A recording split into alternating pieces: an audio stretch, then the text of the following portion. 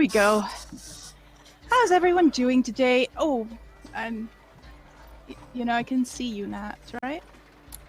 Mark. Yes, the Mork report for the week. It's very subtle.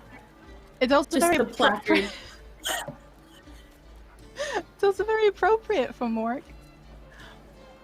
Mork. Yes, you That's are in beautiful. danger. You rely on William for social cues, so that will never.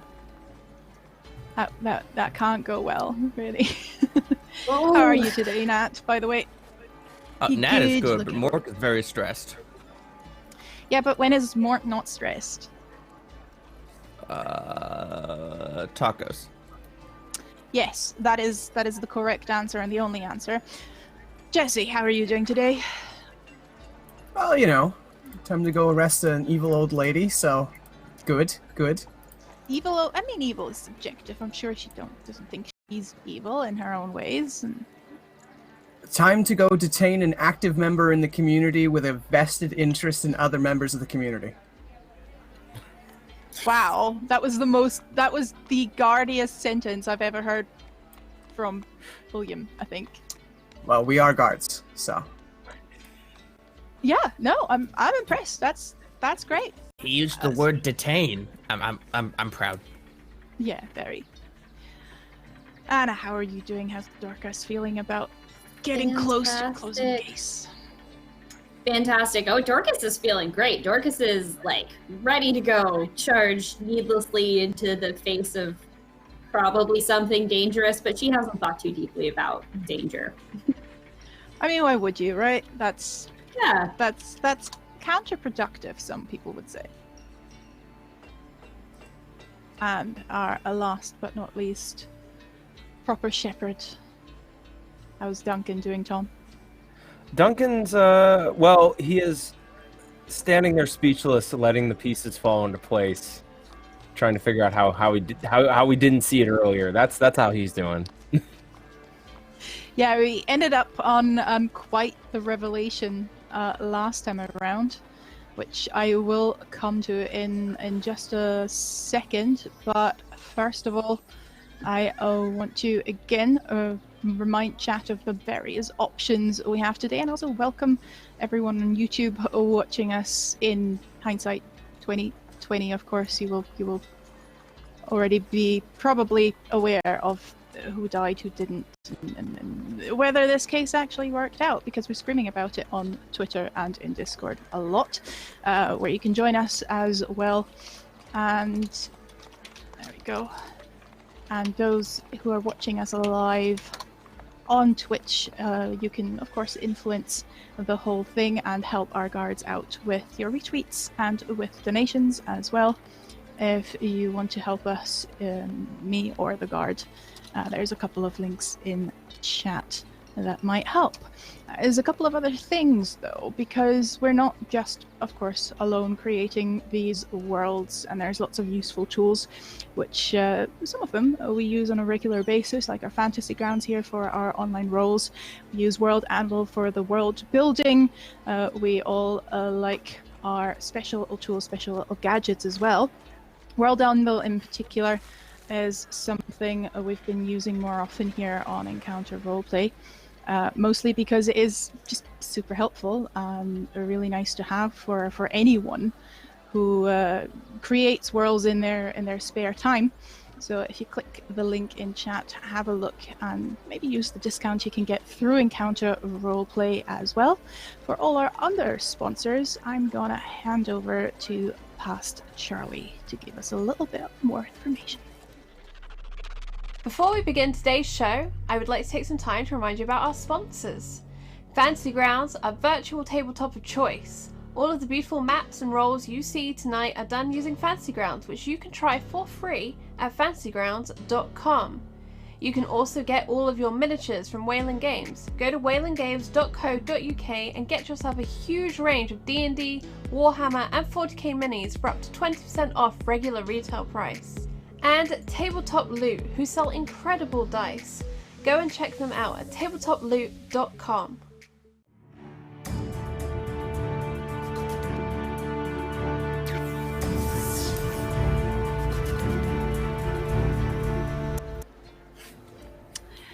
So, no, it's not Tuesday. Stop it. It's always Tuesday. Still don't get the reference. He keeps doing it, and I don't get it. It's not, Anyway. it's not a reference. What is it? Help me. I'm begging. It's just a natism.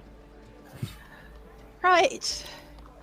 Last we left off. I'm gonna make you redo the whole summary.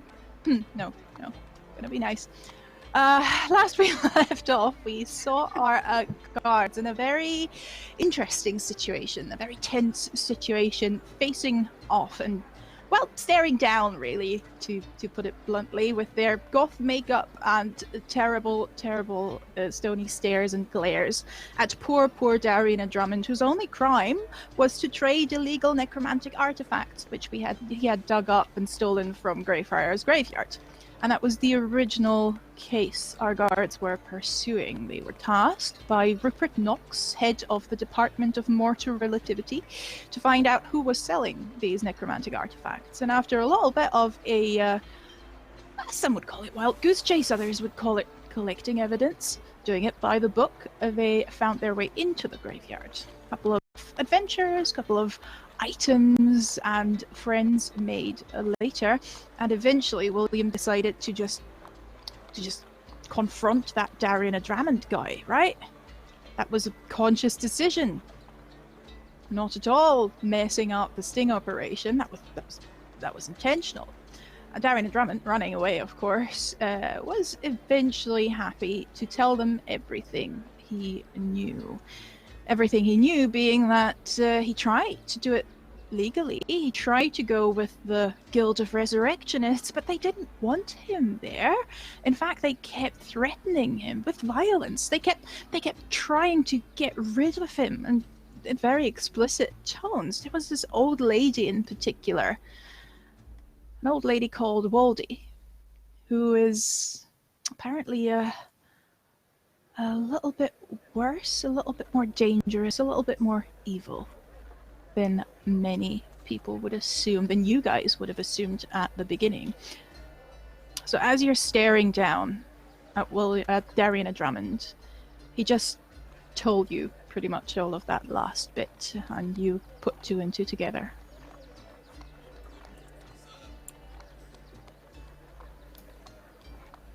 Well then.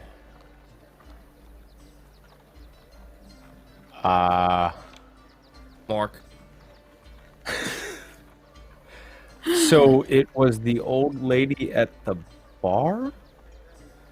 Yeah, she hangs out at the bar a lot. The white-haired one with the long braid, and yeah, that Waldy woman. She's absolutely mental. She just thinks she threatened to do with my spleen. I couldn't sleep for 3 nights. We should have seen this coming. Nobody drinks whiskey like that. Well, No, your fish. Oh, where's my fish? Mark looks around.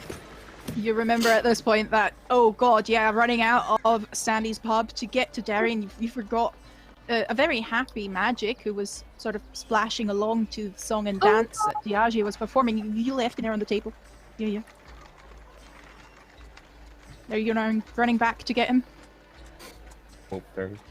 Yeah. Mork is here. already. Yeah, Mork is already quickly heading back into the pub to see. Oh my god, it's all fine. Magic is still in his bowl. Well, half in his bowl. He sort of leisurely leans on the rim, his other fin just splashing along, a little bit of percussion, while Diageo, the alehouse Drake, the goodest, purplest boy ever, is dancing around the table playing a tiny little fiddle with his posies, and a couple of barflies and a couple of people that are sitting in Sandy's pub are happily clapping along as well. This is the best Saturday 10 a.m. morning they've ever had. Normally it's super quiet at this time.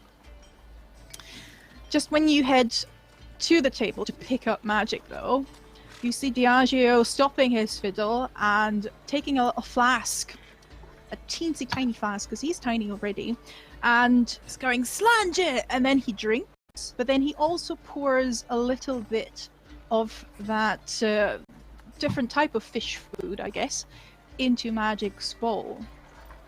And Mork, you see your beloved friend, your emotional support fish, grow in size. There's something that's slightly tugging at the arcane strings that connect you to your familiar as well. There's some change. You can hear a giggle and a faint sound of bells, and you smell honey and cherry blossom. You feel warm, sprawled out in the hot summer sun. You're very content. You're very happy. It feels like early summer. That early summer day after winter, the first day when you realize, yep, winter's done. This is it. And you look through Magic's eyes for a second. You realize you can hear and smell and feel what he is hearing and smelling and feeling, and you force yourself back out of your familiar's being and look at your fish. But your fish is gone. Roll me a d4. Wait, Fancy Grounds exists. Is it back 2. up yet? Yeah. 2. Let's see. In front of you is an orange creature. As orange as your skin tone, funnily enough. With a long tail swishing. With a slightly elongated muzzle, big blue eyes, and 2 leathery orange wings. He flutters a little bit. Looks around, looks at his tail. You see him look up at you, swish the tail, flutter the wings, and then flutter up and fly around the pub over people's heads, over your heads, and over your head as well, until he sits down on your shoulder. Your fish is now a fairy dragon. And this is the boon from last week's guard of the day, guard of the week poll in chat. Well, that's magic. I think your fish is broken, or very fixed. Mork. You feel okay? Yeah. His tail sort of swishes against your back, and you can actually hear in your voice. You've always had a telepathic connection with magic. You could command him. You could sort of exchange emotions. You were less speaking and communicating in words. You were communicating in emotions, in pictures, in sensations. But you hear a voice going, I have never been better. This is fun. This is a lot of fun. Mork grabs Magic by the back, holds him as far away as he can, and turns towards, let's say, Dorcas, and goes, "This is a problem. He can talk now. That means he can hate me." I would never hate you. You're my best friend. Can I understand what he's saying, or is it just Mork that can hear him? You don't hear anything, Dorcas. I'm sorry, Mork. I don't. You know what? What is he saying to you? He says that he'll never hate me and that he'll love me forever, and that's what everybody who ever hurts me has always said. Oh, but he is your best friend. I mean, He hugs your face. you just gotta believe him. Gives you little dragon kisses. He's a flying fish. What reason would he have to lie? You know, That's you would be true. surprised. Most people. William, shut up! And I just stomp on his foot a little to be like, please, Mork is having a moment with his friend. Don't fuck it up. You know, you actually have a point. Everyone who's ever hurt me hasn't been a fish transmogrified into a small dragon. So this is new territory. There you go. Statistically speaking, we'll say wincing as he kind of steps gingerly on his foot. That means that 0% of fairy dragons in your life have hurt you. So that makes this very safe. Not fairy dragons. Fish transmogrified into fairy dragons. Sometimes, that guy Otto, he was a real dick. Okay, fair. Fair. But I have high hopes. Magic is dancing from, or sort of flying from one of your shoulders to the other, and is swirling That's- around, and is very agile for the first time in his life, really, and unless you've had him materialize as other animals, of course, but he's mostly been a fish. And he's Oh, quite... I guess I have a fishbowl now. Diageo is fluttering up, by the way. Oh, that happened again. I Again? keep forget. Yeah. Sorry, that's a me. That's my fault. Mea culpa, mea culpa, mea maxima culpa. I keep forgetting that the face stuff is having interesting effects on not me beings. Dolls. It's fine. okay, I He's gonna forgive you. It's gonna be back to normal in like a day or so. Okay. Do you have And a you can sink? still... A sink? Yeah, we're a pub. Got like Yeah, two. and of them. Mork will walk. Ooh, two of them. And Mork will walk over the sink and dump out the water of the fishbowl, and put it in his bag. Magic is flying from every shoulder he can find to the next, landing on heads as well, landing up in the rafters. Sandy from behind the bar is going, just make sure he's not pushing down anything, right? Just make sure he's not destroying anything. If I was in your position, I'd be more worried about him finding out where you keep the whiskey. Well, everywhere. It's a pub. Could be Points at the bottles problematic behind now that he can fly. Doesn't look like at the moment he's seen it yet, but he's still quite caught up in just being able to move. Yeah. Yeah, you gotta walk before you can run.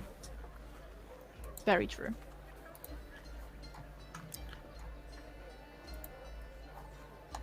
What did you do with Darian?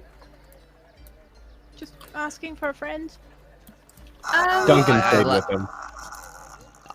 I also have a shadow monster over there that's being scary over him. That's true. True. We established that I was there with you, so Dorcas didn't stay. Yeah. Mork will drop a prestidigitation to clean his face off. You do so successfully, and you return to the other two that stayed with, or just Duncan, I guess, and the shadow Just thing. one. Yeah, that stayed with your suspect, just still on the ground, still like this, the shadow being swaying over him, and he's not They're back. he's not having a good day. You, see, they came back. You get used to it. They just kind of go off and do their own thing occasionally. Uh-huh. Hey, Uh, Mork, who's your friend? This is magic. We had an arcane accident. I can talk now. I can fly now. And he flutters around again. You don't He's hear very him. excited. He's flying very high and higher and higher and higher. And then he Mork realizes will getting- whistle. And then he looks down and goes, ah! And then quickly flies down because he's never been up that high and it's scary. It's okay, buddy. Stay right here. I will. So I I will not think we desert you, I better- promise.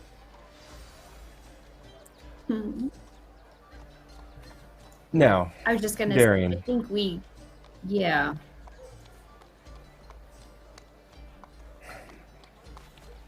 was she the top of this organization? Did she report to anybody? You mean the Body Snatchers Guild, or are you asking another guard? No, I'm sorry. Our perp. Waldy.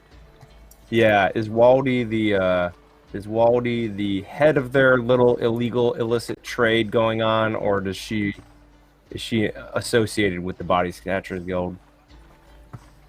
Darren will think for a moment. I didn't think she was at the top. She was just a member of the Body Snatchers. She used to be quite famous. She was one of the original members and founders, and I don't think she's still working though.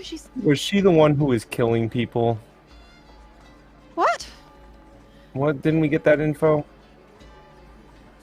That she was threatening him with killing him if he... Oh yeah, no, I thought we got info like Get lost. an episode or two back about like the original guild having that's what you issues mean. with like killing people.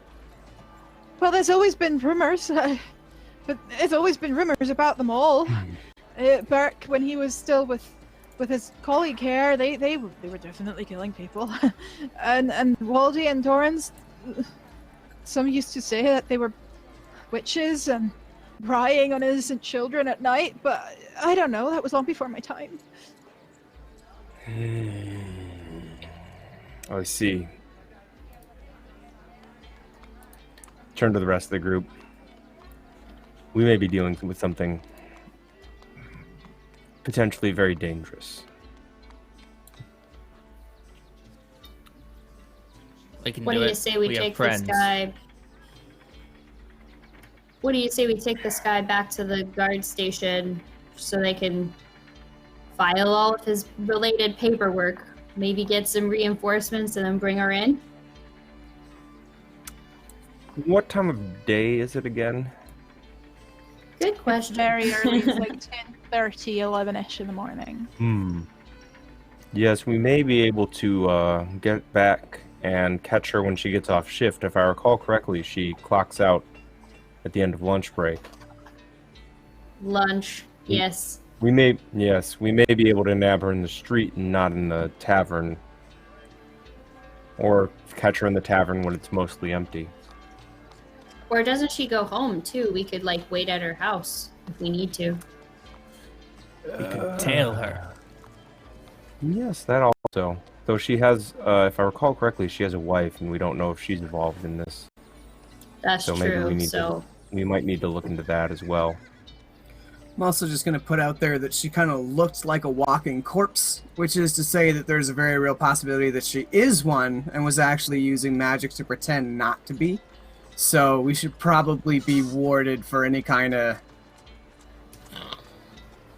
well, it would have had to have been pretty strong magic, otherwise I would have picked up on it, but I think it can help us with that. Right, I think right, the William sleep raises a button. good point. I think she is not what she appears to be. Well, yeah, she We should be very definitely cautious. didn't appear to be a murderous body snatcher, and here we are. True. Well, to the station? To the station! We'll bring Darian in, just Yep. in case, you know, they need extra information from him and want to give him a good talking to. You're making your way across town, and it's nothing unusual for guards to sort of drag along a suspect. Coming up to the guardhouse on the high street, a couple of guards outside are like, "Hey, we got another one. What's he in for then?" Just questions. All right. And you know from your training, from your Ricky, is that there are holding cells, prisons down in the cellar area, and those are usually used for this type of situation. There is a separate prison for people who are locked away, but those holding cells, that's the place where you would take him for now, and interrogate him as well.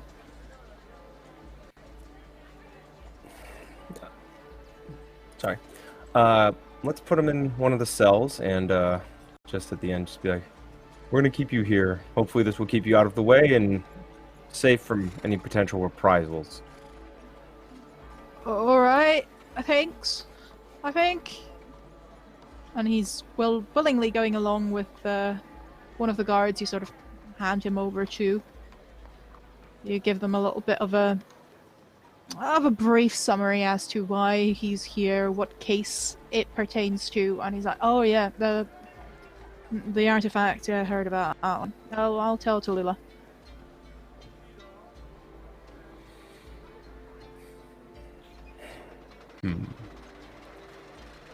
Case closed, I guess. Congrats. Nah. No? Case, like, half closed. 3/4 closed. Like, 4/6 closed? You know what? That's just 2/3. It closed-ish. Right. I'll take him away now. And he scuttles off real quick before you throw more maths at him. William, I didn't 78%. know that you knew fractions. Well, you'd be surprised at how often it comes up when you need to split, stuff. Huh. Well, I mean, impressed. All right. Should we go get our woman? Yes, Do let's it. be on our way. We are guards. We We are are guards. guards. Let's go in, not obviously at first. So no shadow monstrosity. Probably not. It's a little bit of a I named attention it grabber. Jeff. The shadow monstrosity waves as it hears its name. Hello, Jeff. Jeff, I love it. We're just collecting pips. Not He only Back, lasts by an the way. hour though, so Do he only lasts do an we hour have though. So I anything that imagine would he's get- on his last legs. He nods. Do we have anything that could get me within, say, 60 feet of her without having her become alarmed or suspicious of me in any way? I have could a send solution. a party you flying 60 feet forward. Mork sounds better. Mork takes out his a little bottle of whiskey he got to replace the fish food. Takes a little glass out of his bag of holding, puts in 2 pieces of ice that he freezes with some magic, and then pours Duncan a drink and says, "Here, you can get within 60 feet of her with this." Mork, this is a great idea. I mean, last time we just walked on into the bar, right? This is true. There's literally, So- as far as you know, nothing's happened that would make her suspicious of you. To her, you're still looking for Darian. So we go in That's what they on the all pretense say. that we're still searching for Darian, and I try to hit her with a hold person. Sounds good to me.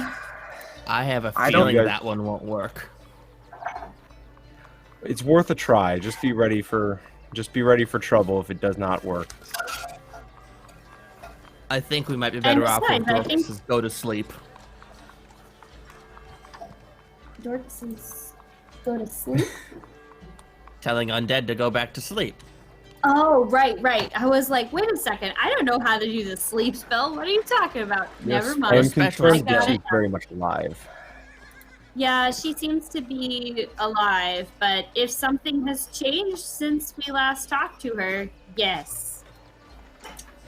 I might also be able to deal with that with any buddies that she wants to bring around to help her out. Now, Plus, I think if she magic tries is... to...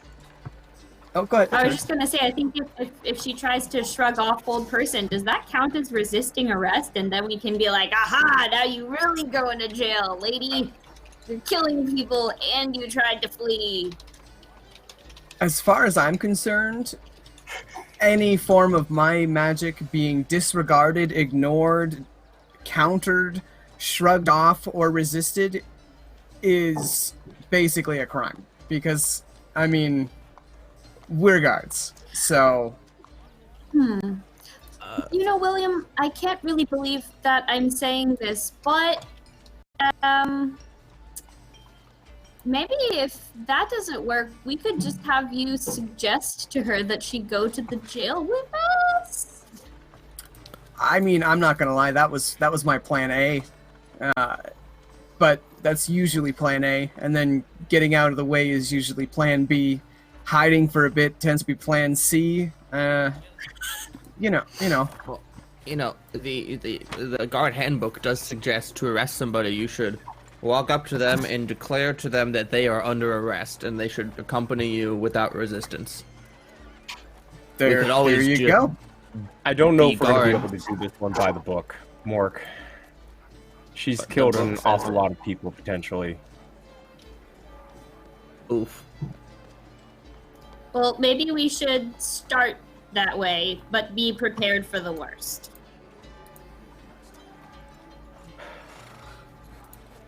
I mean, Very well. you're just. I'm awake. I'm already prepared for the worst. The way I see it is that this is probably not going to go well. And the reason I say that is because this kind of thing never goes well. Guard or not guard. And I'm just a little anxious. That's all. Where's that fish food at? That'll take the edge out. I also actually had to. have to agree with Will. I don't think that this is going to go well. With the number of people that she is potentially involved with killing, there's very little reason for her to go quietly. You two agree? Yes, it frightens me too. Ugh. I'm not frightened. Mark. I'm a little excited.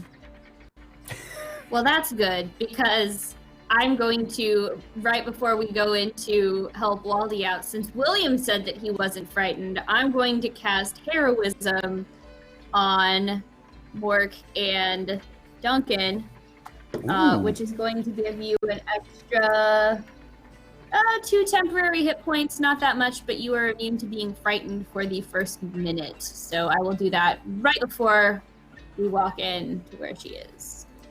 Nice. I imagine Jeff's gonna disappear at some point on the walk over. Yeah. Oh, bye, Jeff. Figured. He waves goodbye. I'd- Chili waves back.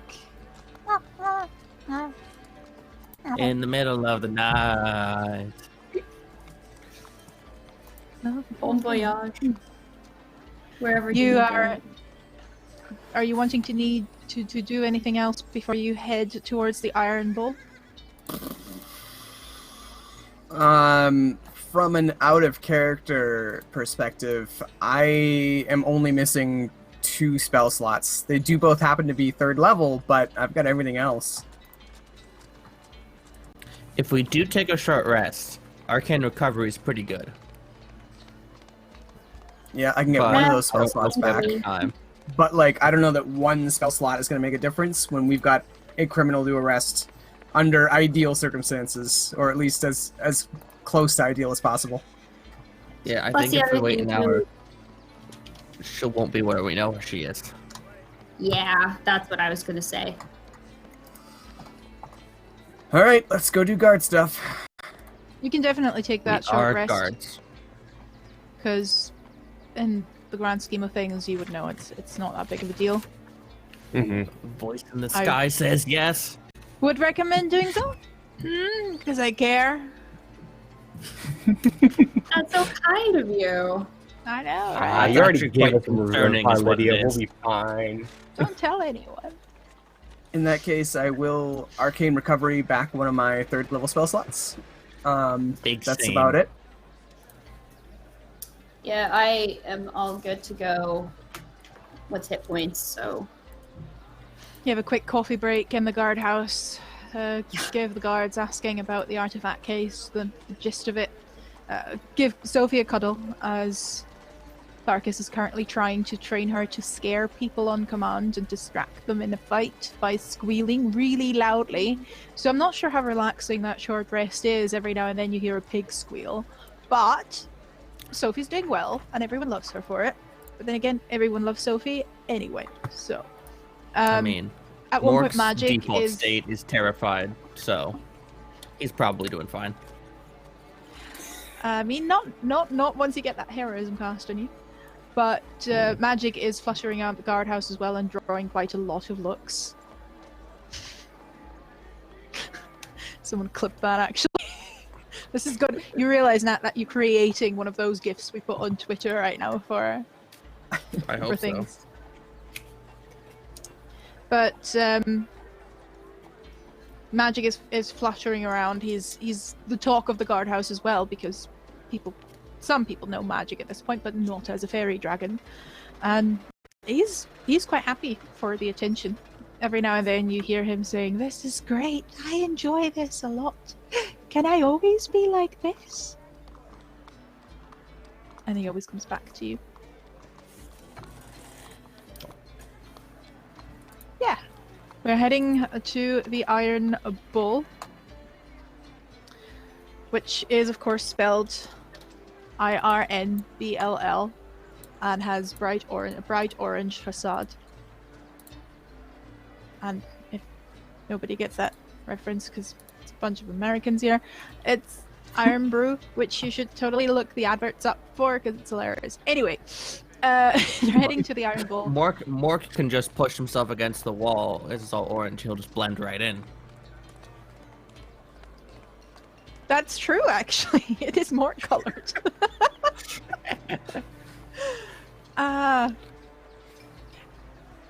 Yes, and it doesn't. It does attract attention though, because it's 11 o'clock, 12 o'clock, noonish on a Saturday. Some people are still hungover and drunk from the night before. Some people are just getting started.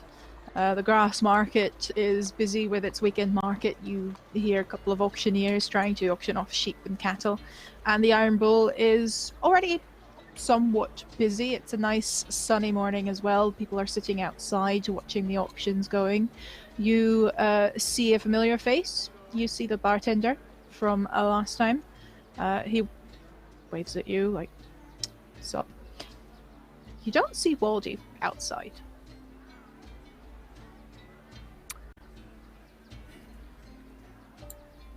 Maybe have just one of us go in and see if she's there, and the rest of us wait outside in case she tries to make a run for it.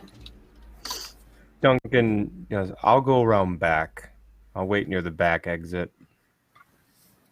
I can do clandestine. That's like my specialty. Illustrious Dragon Manager. Yes. Last time we casually viewed this individual, do they have any clothing or other objects that seemed like something they might carry every day? You did spot the wedding ring on her finger. I would like to locate object for Waldy's wedding ring. Good call, because it's a very, very significant wedding ring. It has a beautiful large red ruby. It's easy to remember. It's definitely one of a kind. And as you cast locate object, So that works if she's within 1,000 feet. you feel something drawing your attention, not into the pub, but towards the west port area. It's moving. It's moving away from you. It's 800, 900 feet. It's getting further away. It's running away. Let's starting go. to Let's get go. Close. Mork runs off. She's this way. I'll follow him. Yep. Yeah, I guess. you- Do you cast the stuff you wanted to cast? Yes. At the point that Mork is running away, heroism now on Mork and Duncan, so you are immune to fear for a minute, and you get 2 temporary hit points per round for a minute. That would explain why Mork is running towards the thing that could potentially be like a lich or a vampire. Precisely. Definitely. As you hear Mork say she's that way, you cast heroism, and there's a bolt of energy going through Mork as he does something you were not expecting. He actually runs towards the danger. You're running along. You. Yeah. I have an elaborate, very elaborate ask, Almighty Dungeon Master. I would be disappointed if you didn't. Okay. So, Will's usual shtick for doing this kind of thing would be to, stay safe. And of course, the best way to stay safe is to not actually be there at all. So as they're running, presumably we're getting close-ish, right? So Will would like to do a minor illusion to create the illusion of a 4'8" dwarf in guard regalia running alongside Mork. And it will just continue to do so thanks to malleable illusions. And once that illusionary guard exists, he'll fall back about 20 feet and cast invisibility on himself, but then keep up. Are you telling your fellow guards about this? Nah. I mean, where's the fun in that? I appreciate that. Yes, wonderful. I have a counter suggestion. Go on. If you're okay with it. The illusion looks like Tallulah. Deal.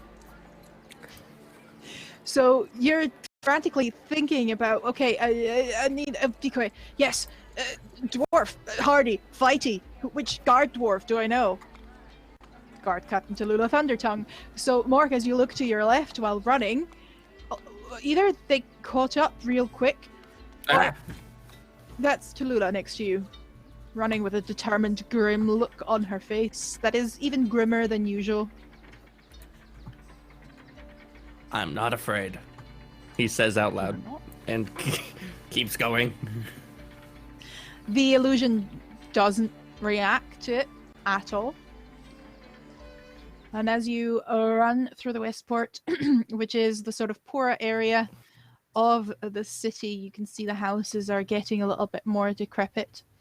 You start noticing more and more people sitting on the streets, more beggars, more urchins, lingering, glaring. There's a general air of mistrust and suspicion, especially with 1, 2, 3, 4. Oh, it's still 4 guards. You don't see a William at any point, by the way, but as these 4 guards are running through, every now and then you get weird looks. You turn around the corner, slither into one of the old alleyways, one of the old closes. Nope, that one's a cul-de-sac. Okay, next one, and around the corner again. Mork's surprisingly fast at this point, but you'll manage to keep up. And there you see her in the distance. You see a familiar elderly woman, grey whitish hair, braids, carrying a large bottle of whiskey. Just walking around the corner. Hasn't noticed.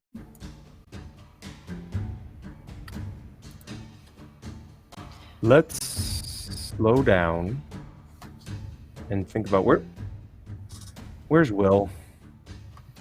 I'm here-ish. Captain. Just talk to Tallulah. Well, obviously, Did you say that? Mork's like, oh. Will would say that, but his voice is coming from like 10 feet behind you, while the Tallulah illusion is like beside you. Well, obviously, he's done this disguised self trick so many times. He's right here as Mork puts his hand straight through the illusion. Oh my god, Mork! Oh no, take your hand out! Oh god, it hurts so much! I'm just messing with you, buddy. Let's try to get some people in front of her. If possible, Yeah. I'd prefer not to have to deal with her and her wife at the same time. The I will only take piece of front. advice that I can give is Like, flank around pretend Tallulah. I'm not going anywhere near pretend Tallulah. That's, fighty, swordy, cleric-y job stuff. I'm gonna be over here. Don't look. You won't be able to see me. That's fine. But, use her as a distraction is what I'm getting at. Mark. okay. Let's see if we can get her in front with Dorcas potentially, and then Yeah. Let's Looks go. sufficiently imposing. And Will, you can be our ace in the hole as you are not visible at the moment. Mork, you're with me.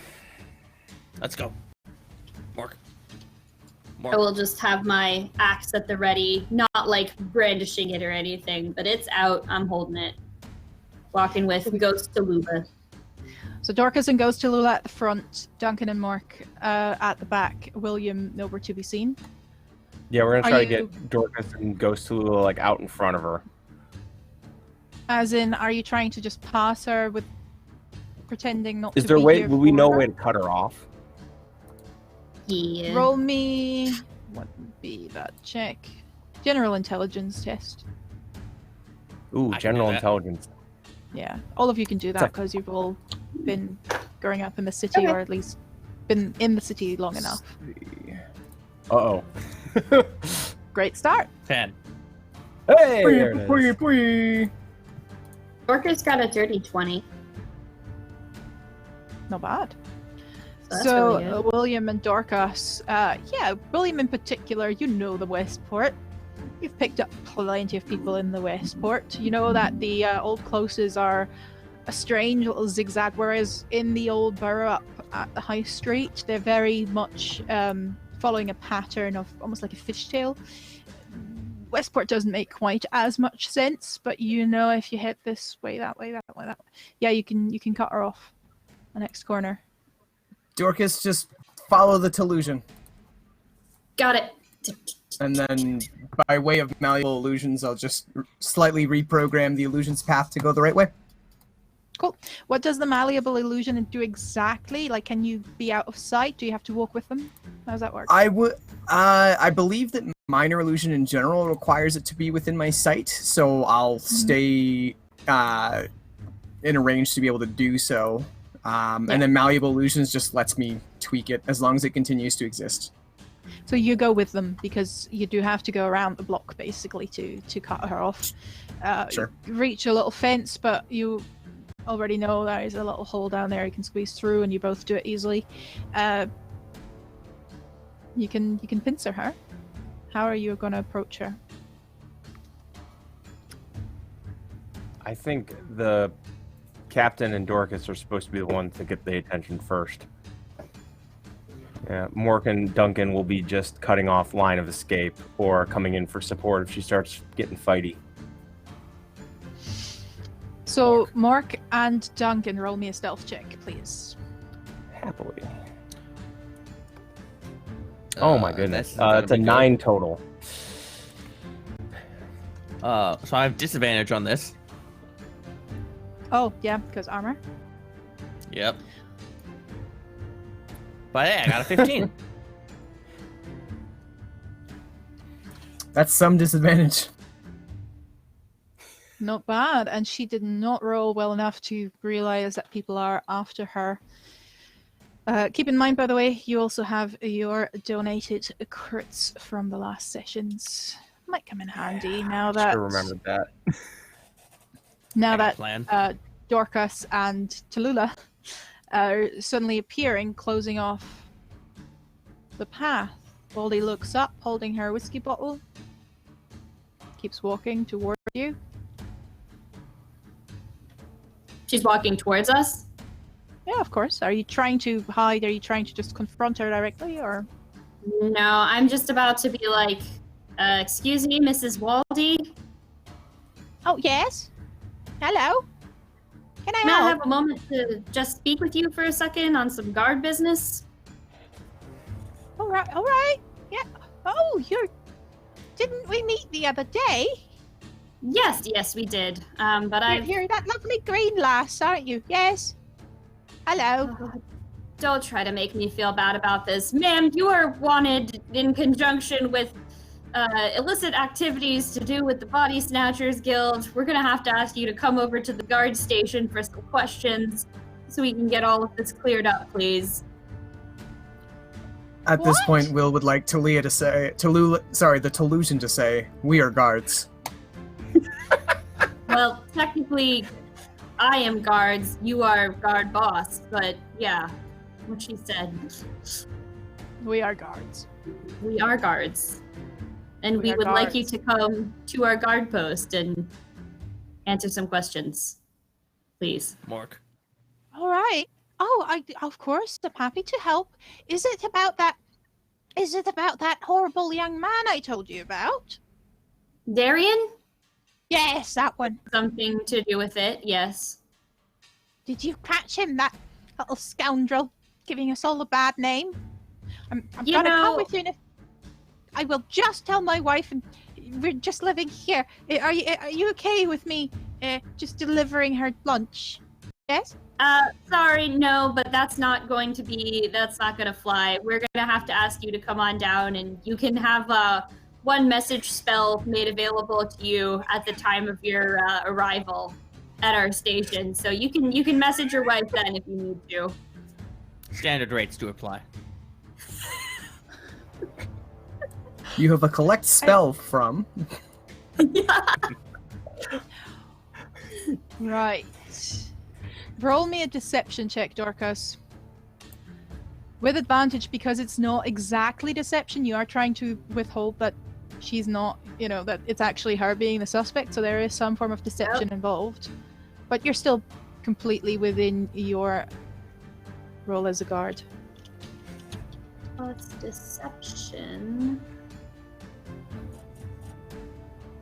Oof. One of those was an 8. Yeah. Feel bad. Yeah. She's looking at you for a second longer than you think should be the case right now. And she's like, oh, all right, I understand. I'll just put her lunch at the door, then turns around and puts the whiskey bottle at the door. But as you think, oh yeah, this is going well, this is going fine, she takes the wedding ring off her finger, throws it onto the ground, and the ruby bursts as a heat fills the close that makes you close your eyes and shy away. Large, towering above you is a fire elemental. Oh, jeez. This is Oh, fine. my locate object ends. Yep. It definitely does. I was Can rolling I over like to initiative. do Cast I hold have person on her. time to do something first? Yeah. Mhm. Oh, Could I I was just attempt gonna to say. cast hold person on her? After she shatters it, but roll. Yeah, after she shatters it, let's roll for initiative anyway, just because we'll have to go into initiative sooner or later. Yeah, I was like, I'll try to just get her. Actually, you know what? Well, no, I shouldn't use this on initiative. Oh, maybe I should have. I was like, I have my crit. You have your crits. You can use it on initiative rolls if you want to. Ooh. No. I got a No. 23 total. 19. Not yet. Can I Second. can use it on a save, right? The crit? Sorry, what? Yeah. What do Can you I mean? use Yeah, my crit yeah. on a save? Yeah, okay. Because that was You real can- tempting, but I'm gonna hang on to it for now. Yeah, well, You can basically use those for any d20 roll. Cool, Okay. Cool. It's an Dorothy's got a 7 initiative, which is real low. just looking for fantasy grounds. I should have it there. Mm-hmm. Yeah, Dorcas is on a 7. Also, Dorcas, what's your armor class again? 18. We've got Monk on a 19. Mork. What's your armor Miss class my again? AC. Sweet. Buff wizard boy. Urgh. Be William on a 10. What's your armor class? Oh, muted. Mine is 11. And Duncan on a 16. 14. And your armor class is 14. Sweet. All right, you manage to get a spell off after she shatters the ruby, and you realize, oh no, this shit is going down.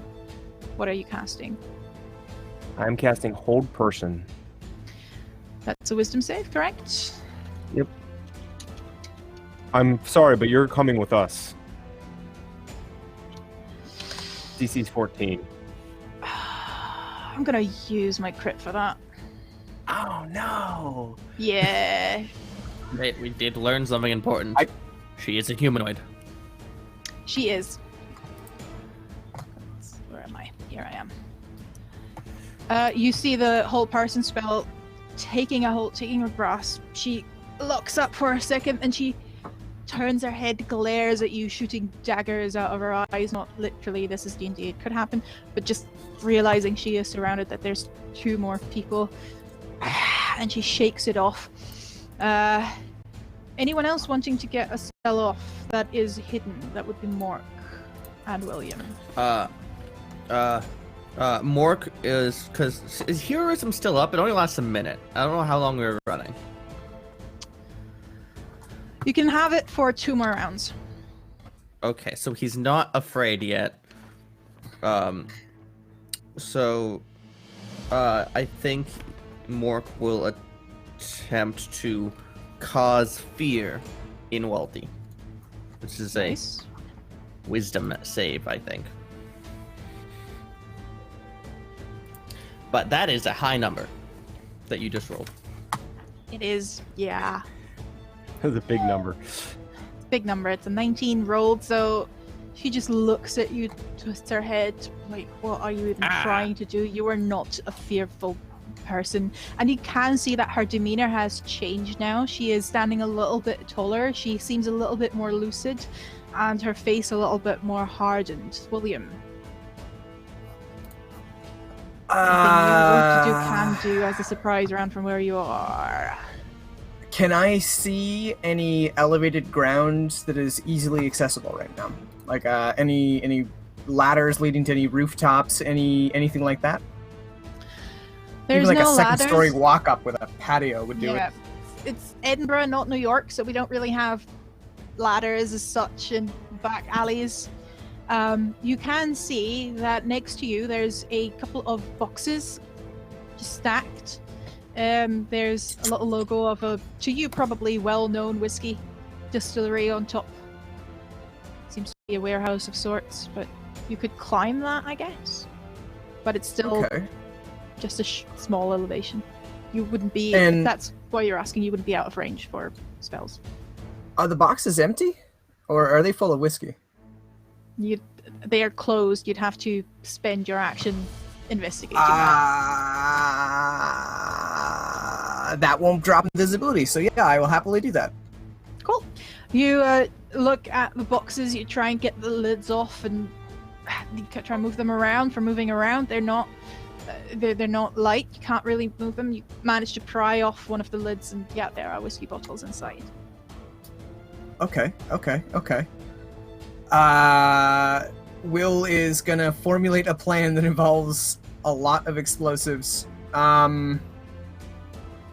So I guess just as a free action, he will shout through Telusion's mouth, "Anybody got a fire spell ready? I have a plan."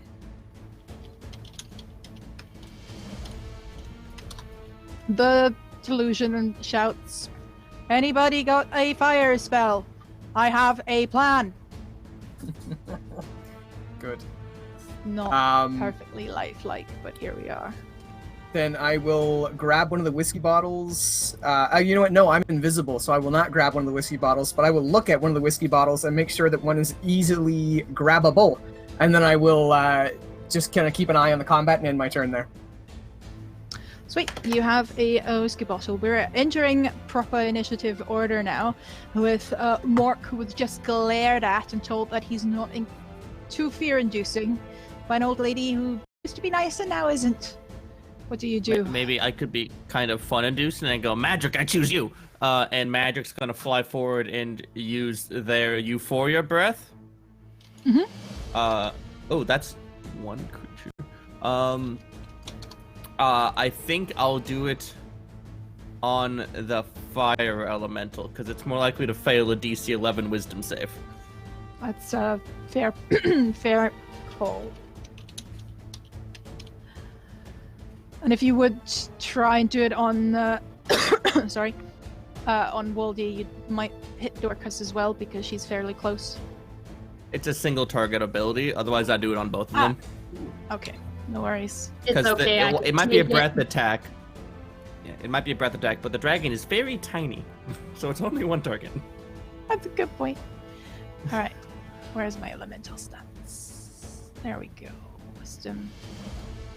I mean, it's a straight roll. It could be worse. Nope.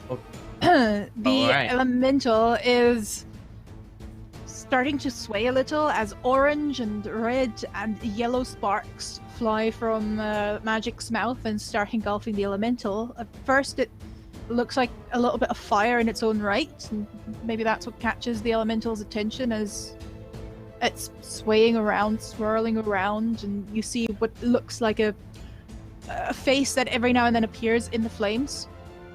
It's following the sparks.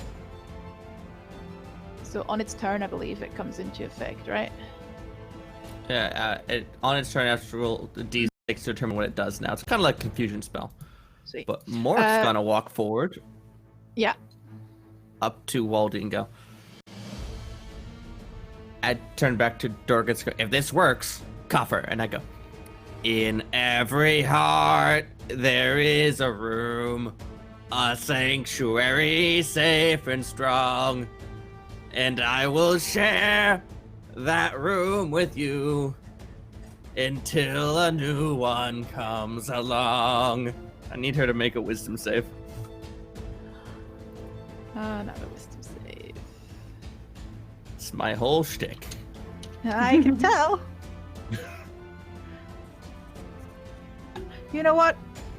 She counter spells. That's not a spell. It's not? No, it's my hypnotic gaze class feature. That's unfortunate for me.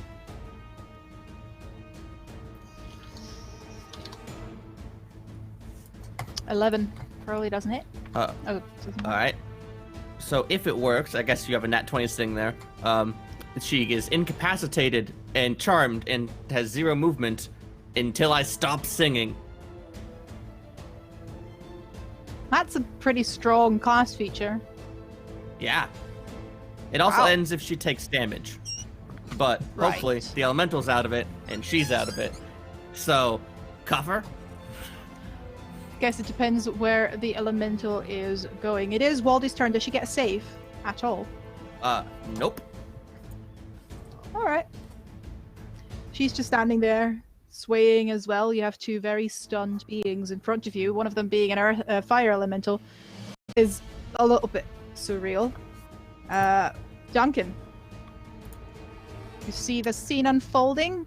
Perps are not doing anything at the moment. Fire elemental seems fairly peaceful. Good work, Mork. Don't stop singing, and I'm gonna run up and I'm going to spend my action trying to cuff her. Alright. You make me a... I don't know.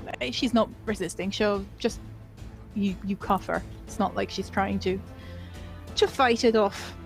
Unfortunately, it is the elemental's turn next. So we have a d6 to find out what Yarp. the elemental does. Alright, so that was a 3. On a 1 to 4, the target takes no action or bonus action, uses all its movement to move in a random direction, which as a fire elemental still could hurt someone. It definitely could, and I'm going to roll a dice to see if he moves towards Voldy or not. Reasonable. So, let's say on a 10 or above, moves towards Voldy. No, he doesn't. Instead, he moves towards you guys. So, Mark. Hurt me. Oh, I forgot a penny every time someone says that to me. You enter the creature space more or less involuntarily, and you take a d10 fire damage as the creature sort of enters your space more than anything. Harry Truman, Doris Day, Red China, Johnny Ray, North Pacific, Walter Winter, Joe DiMaggio.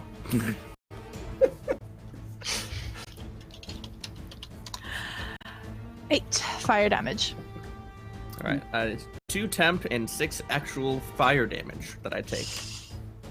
As the elemental stays right next to you and just stares down at you, still with very wide, very strange eyes. William, Yeah. you're holding a whiskey bottle? You see more next to a fire elemental, still focusing on the singing. So now, it doesn't look like it was summoned by magic. It was imprisoned in that ruby, as far as I can tell. I mean, Will knows a little bit of shenanigans. Waldy is hostile, but currently magicked. Is that right? Essentially, that would be like an accurate assessment? Yes, that is very accurate. Magicked. She's magicked. Goddamn, I have two completely different paths I can take here. Okay, I gotta play him to his proper character. Will slowly approach her, and he will drop the invisibility, and oh my god, I'm gonna regret this as soon as I'm dead in 2 turns from now.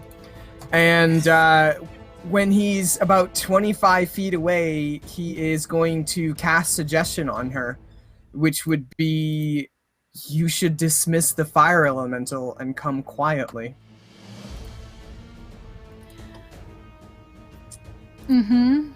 How is the wording of your feature there, Mork? Is that a hostile action enough to break this, or...? It is damage, or I stop being within 5 feet, invisible or auditory. So that would not break the spell, the effect.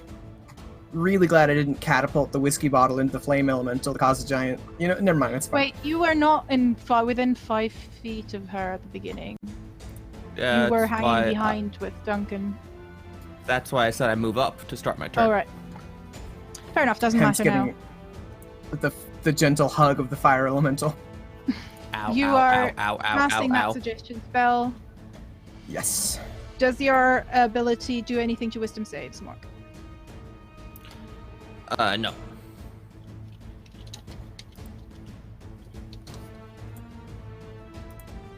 Why is Fantasy Ground like this? You suggest this one course of action. She looks up and smiles a little. I don't think she can talk, being still under Mork's spell. But the elemental is still there. You're not sure why. Okay, so probably not conjuring. This is probably just a summoned thing. We probably have to deal with that. Does she seem responsive to the come quietly part of the suggestion, at least? For now? She smiles at you, quite friendly, quite agreeable. Okay. Okay. So let's deal with the fire elemental in a super quick, hasty way and make sure that nothing snaps her out of her. And I'm assuming she's like drooling and glassy-eyed right now. So I'll call that happy fun time. We didn't start the fire. And that will be my turn. Just to ensure that she comes quietly, no hold. Are you holding your action? Are you...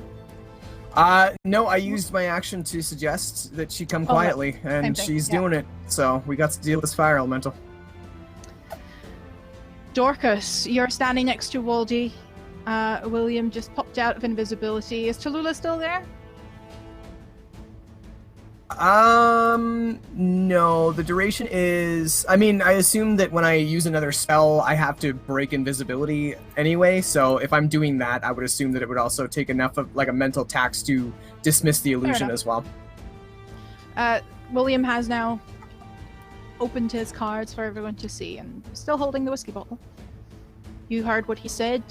The fire elemental is still standing right next to Mork, who's going, ow, ow, ow, while he's still singing. So we think we maybe got Baldy under control. Do I spot that ring that she used to summon the elemental anywhere? Like I could make it go back inside the gem? You look around, the ring is on the ground, but the gem is broken. Okay. The gem is broken? It's probably like a container, like a magic prison kind of thing. One deal, one shot. Yeah. Is there any kind of water around here at all?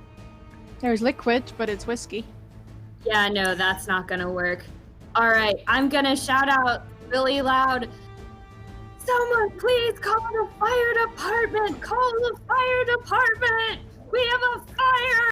and then I'm going to, so that Mork doesn't get any more toasted than he already is, I'm gonna take a swing at it with my axe. I know that's gonna hurt me, but I gotta keep alive the people that are dealing with the big evil. So I'm gonna do one attack at it. Let's see.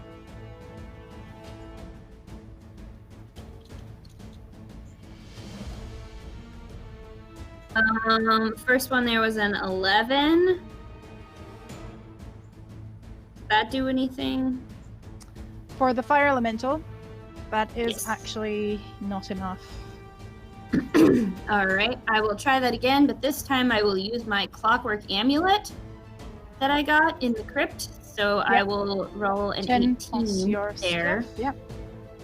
And That then does let's dump a wrathful smite on that. Nice. All right, D10 plus the D6 plus 8. All right, that'll be 15 points of axe damage. 2 of those are psychic damage. Say the first time again, please, because I didn't catch that. It's 15 points of 15. axe damage. 2 of those points are psychic. I don't know if Oh, I that see. matters. 2 of those points. Yeah, that's fine. Yeah, the D6 is psychic damage. You hit it with the axe, and you do get a little uncomfortably close to the flames, to the point where a little bit of the fire does singe your arm. You take 7 fire damage, but you do hit it, and it seems to be taking some of the damage as the axe swirls. Is it a magical axe though? Hold on, because 2 of those were psychic, but that's the smite. Yeah, it's just a normal excuse me, it's just a normal battle axe. I don't think that. So you do feel the psychic going through. No. You also feel that a little bit of the regular damage is just ignored by the fire elemental. Yeah. Okay. Yeah. Your screams have given some neighbors, some people in the area, cause to look out of the window. Others are poking their head around the corner from the nearby closes, from the nearby alleyways. It's the Westport, so most people tend to ignore that sort of stuff because you don't want to be involved really in any of this. Problem is that there is one person above looking out of the window. An elderly lady. Grey hair, short. And as she glances down and looks at all of you, there is a spark of recognition. Not towards you guys, but towards what is most likely her wife. Thanks, I wasn't quite sure how to bring Torrens into this, but you took care of it for me. As she just jumps out of the window, you can see she's drawing a weapon and she's going toward, or she's jumping down upon, who's right next to her wife still? I think that's Duncan, right? You were... Yep. Duncan and... Mork. Yeah. Mork. I hope her Yeah. battle cry is just like an octogenarian, my wife! Why did that sound like Borat? Why is... No, I need to stop thinking about this logically or giving it any form of thought here. Really. She's jumping down. She's attacking with the... Where is it? With a little short sword she's drawn, and... It is Duncan that she is jumping down onto. Yeah, technically Duncan can't be surprised, but an old lady jumping out of a window to drop on him with a sword definitely catches him off guard. You see her coming as well. It's not so much a surprise. Just- It's just that Yeah, she's just jumping straight in your face from Yeah. up there. She also hits, I'm assuming, with a 24. Oh yeah. Oh yeah, oh yeah. As she plunges that short sword, it's almost a little bit too professional. Tries to get between your armor, just in that neck area.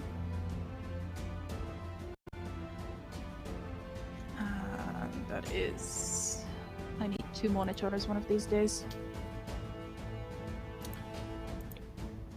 Yeah, those are nice. Yep.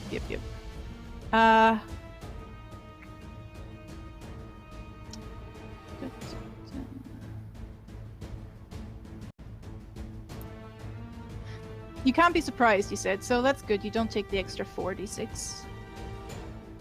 Oh, So I was gonna that's say I nice. will take the surprise because he was not expecting this lady to jump out the window at him. Are you insisting? Go for it. This legitimately caught him off guard. There's Okay, like you just- mechanical surprise and existential surprise. It supersedes the Bewilderment. mechanic.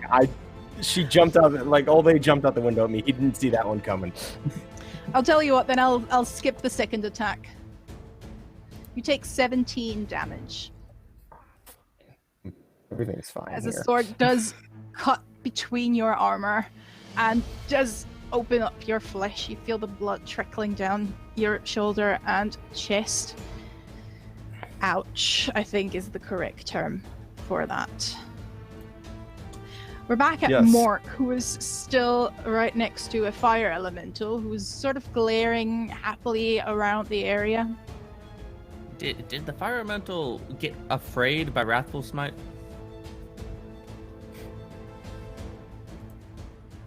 Was that who? Oh, that was that you, Dorcas.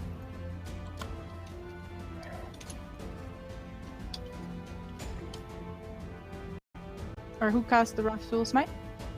That's Dorcas. If you yeah. were nodding, I didn't see you. Sorry. Oh, sorry. I didn't realize I was muted. All right. Ah! Sorry.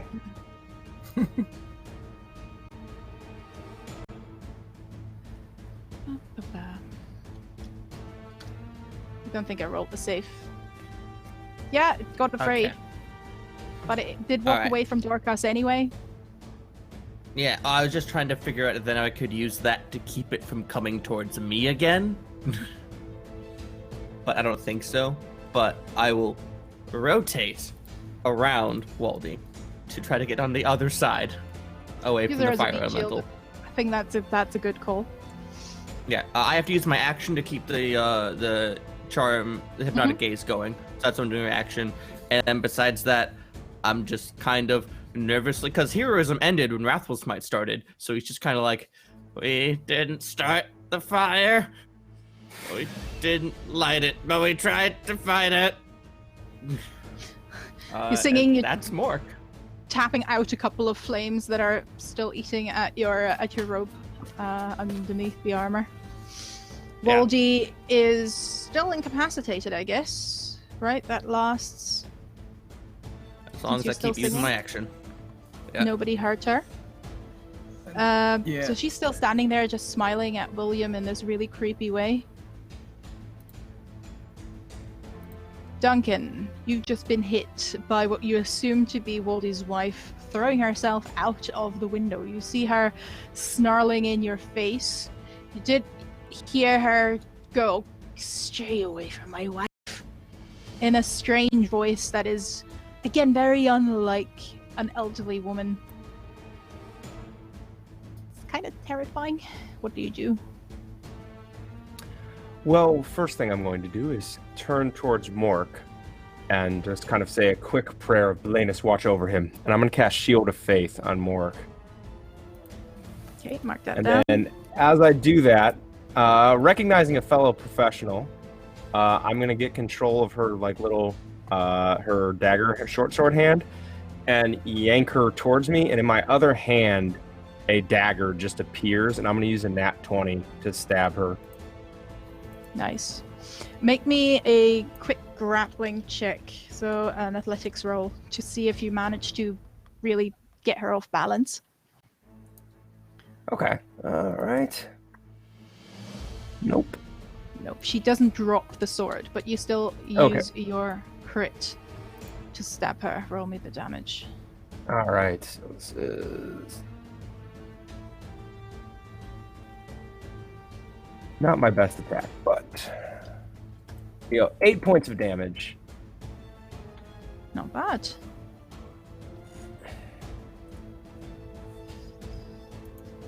And you do notice it all goes through.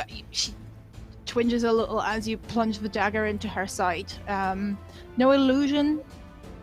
Nothing that rings any cleric bells, if you will. Mm-hmm. The fire elemental's turn.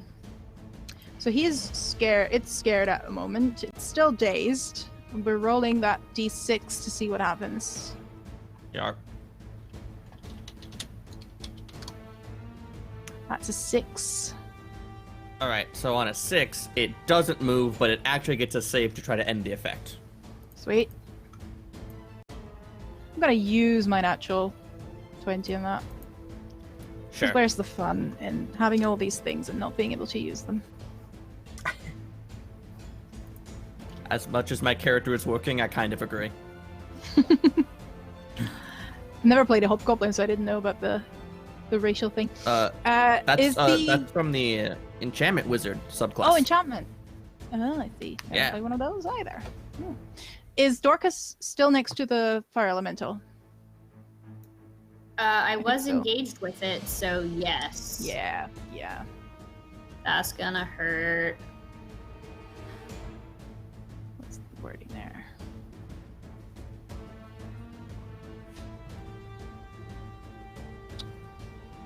To be fair, it is using up its action with the save. So you're fine for now.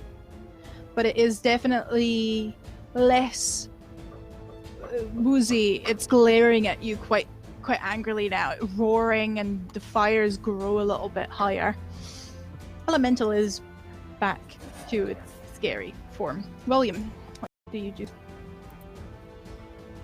I'm gonna look back and forth between Dorcas and Duncan, and occasionally like shooting a glance over at our bewildered captive, and just kind of shout, "I don't know who to help right now. I can do a thing. Somebody point me."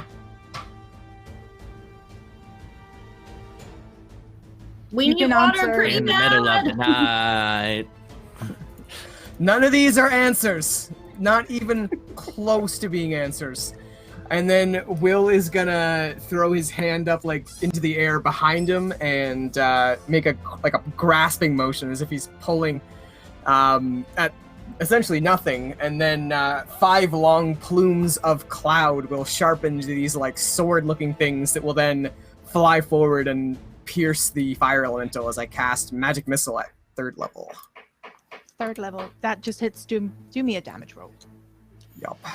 So 1, 2, 3, 4. Oh, is that last one not gonna load? 4, 5. So that is, that's 1 too many. 7, 11, 13, 14 plus 5, so that's 19 force damage. I think it's force damage. The Yep, various 19 force damage. darts flitter around, zoom around, and then shoot into the fire elemental. You realize that as they get closer to the fire elemental, they turn from this strange dark smoke into steam. Not blackened, but bright white, and wherever they hit the fire elemental, the flames are quickly extinguished. They, of course, come back immediately after, but it is howling as the magic missile hits it. It's not happy. But it's not yet its turn. It's Dorcas, who is right next to the fire elemental and saw the missiles appear and hit it. Alright, I'm gonna shout out, "I'm serious! It's a real fire this time! We need real water!" And then I'm going to take 2 swings at the fire elemental. I will do one of those. It's regular. Oh, that was a natural 1. I'm assuming a 9 doesn't hit. But to make up for that, I would like to use my crit so that I can actually try and like woof enough of the fire out to separate one of its arms off of its body. So let's see. Savage attack, get an additional damage die on a crit. So it's 3d10 plus 1d6 plus 8. Did that correctly? These are big numbers, and I like it. Yes. I don't. Well, Dorcas has big muscles. This is what they're for. Buff girls, big 27 girls. points of damage. Oh, I do get to reroll that one. So, Someone donate me another crit, please. okay, Never. so 21 plus 3, 25. 33 points of damage. What is 3 of those why? are psychic. All right. Because I get Which to one? reroll the ones on a damage That's fine. die. What are? How many of those are psychic? You said. 3 points of that damage is psychic damage.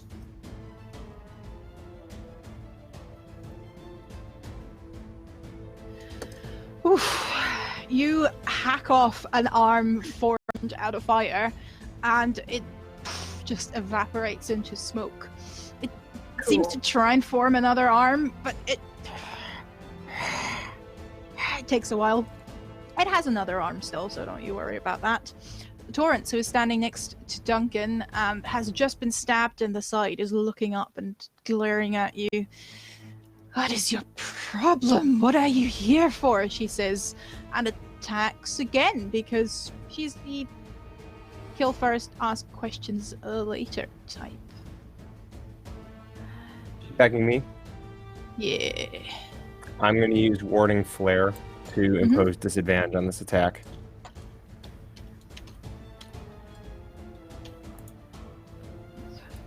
So is plus 7 to hit. We'll see. Oh, I think I just broke Fantasy Grounds. There we go. 18, which is hit. Yeah, it hits. No, that's the first one with disadvantage, but that one still hits. Second attack. Is it disadvantage for both attacks? No, Doesn't but you matter, rolled the roll- same number on both rolls. So. Same thing. Cool. Yeah. Cool.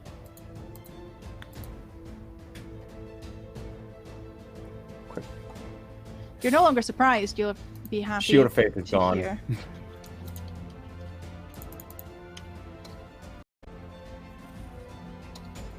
Oh no. So that is 13 damage.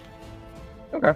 And make me a Constitution save, as the second weapon in this case, just for flavor, it's not two-handed, but the second attack was a different dagger that she pulled out of seemingly nowhere, her robes being that of an old lady, fairly nice, sort of purple with pink flowers on it. Oof. But there's a dagger in those nope. robes.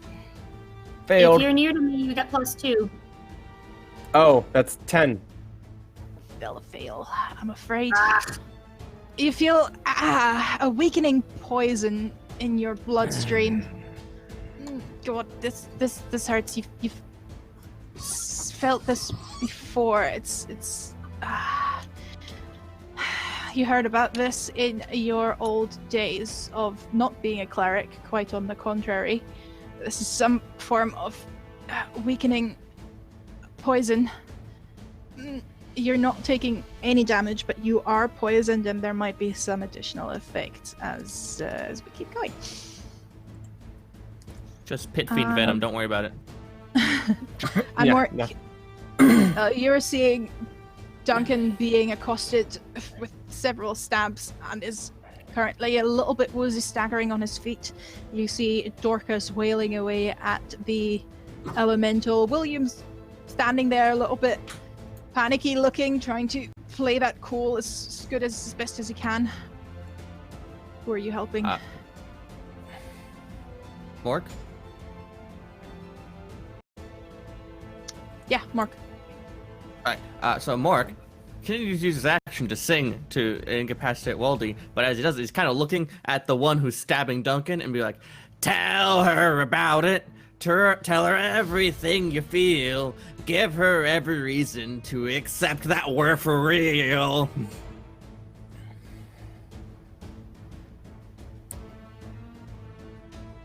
What? Are you doing something with that, or is that just That is for flavor? That is Nat trying to communicate while doing the action. That's all. All It's right, flavor. cool. I'm having fun. That's great. I was just not sure if you had a bonus action, maybe to do something. I mean, like, I guess, but I feel like I'm already doing enough, so we okay. And Owaldi, whose turn is next, is still just smiling. You see a little bit of sweat on her forehead trickling down. So her smile is just she's trying to fight it off, but you're just too good at karaoke. It's just not working. Mark. Duncan, you are trying to deal with the wife, and it's going so-so. It's going great. Yeah, It's going so great. just kind of holding that wound a little bit with the dagger in my other hand. I'm just gonna like circle her slightly, just so I'm mostly facing the wall of their house, with her Just still in between us. circling and then- with you. Yeah. Yeah. This I will bestow on you Melanus's gift, and just hold out my hand, and I'm gonna cast Burning Hands at 3rd level. Thanks. Can I return it? Huh.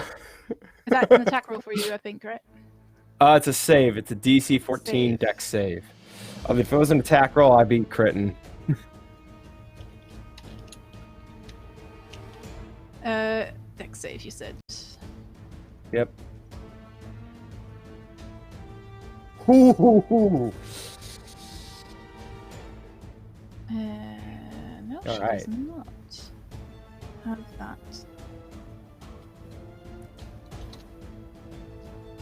That's a 5.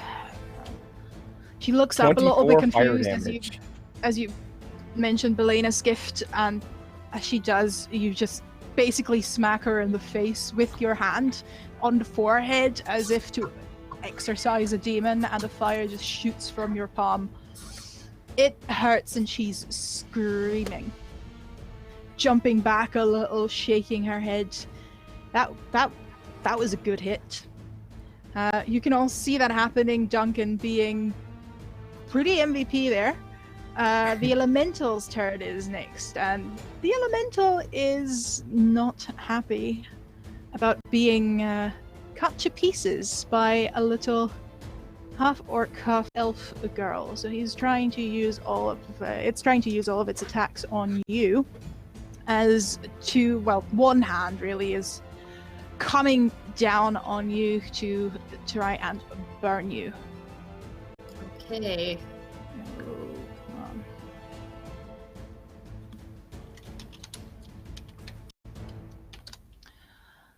First attack does not hit. Second attack is a natural 1. I am absolutely sure at this point that my lovely players have bribed Fantasy Grounds to roll in their favor. But I can't prove that, and as we've learned with the guards game, that proves important. There is a little light here. It is afraid, so it's disadvantage. That was only the first attack. Thank you. The fire elemental is afraid. I was like, how can it be afraid? It's just fire. Oh yeah. Yeah. No. Thank you, Mark. I'm sure your party members will not be angry at you later, as it rolls at 19. Who's And that's attacking again? Me, fire that's elemental fine. I'll be okay. Orcus. Are you using the warding player? I have you. Is this a new round? I've already used it. I've used my reaction. It takes my reaction to use What was it, the first so one? I can only do it once a round. So I think I have to wait I till it think comes back to my turn. reloads when it. Yeah, I think it reloads when it comes back to your turn, and it was Yeah, your turn. so now. I can only do it once. Oh wait, no. My turn happened Your turn after was- she. Yeah, so I Was will before have we it. did Yeah, it. I'll throw. So you do have it. It Anyway, already yes, has I will Just use it. flick a hand out, and a bright burst of sunlight comes out of his hand that makes it shy away. It gives a disadvantage. Oh, that's what you were saying, that right? Yeah, Yeah. It already had disadvantage, so yeah, I already had disadvantage. So Yeah. I'll hold it when a very burned, angry old lady tries to finish me off. that's fair Yeah. enough. All right, It's entirely so fair enough. I'm sorry, I got distracted by a kitty in someone's That's- screen. So Entirely fair. I should have known, to be fair. Alright, I'm just rolling it that way. 6 fire damage for me. Wait. Nope. No, it shouldn't be a d6. Hmm? Wasn't the fire elemental attacking me? It was. The attack itself is 2d6 plus 3. And then you'll take again from being in its vicinity, which is a d10. Right. So you take 11 fire damage. Okay.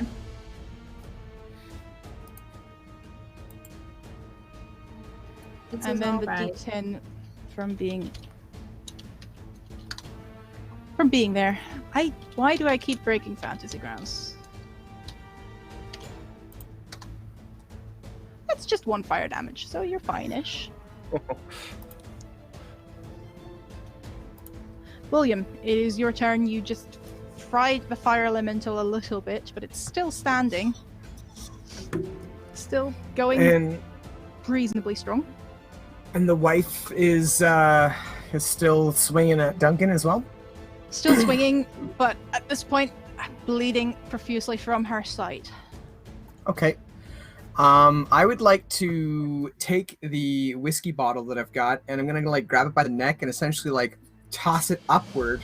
But as it's in the air, I'm going to sort of do like a magical hand waggling and redirect the kinetic energy, casting catapult on it at 2nd level, dealing non-lethal damage, targeting the wife. So she will need to make a dexterity saving throw. And she shall. The wife being Torrance with a sword, yeah? That's right, yeah.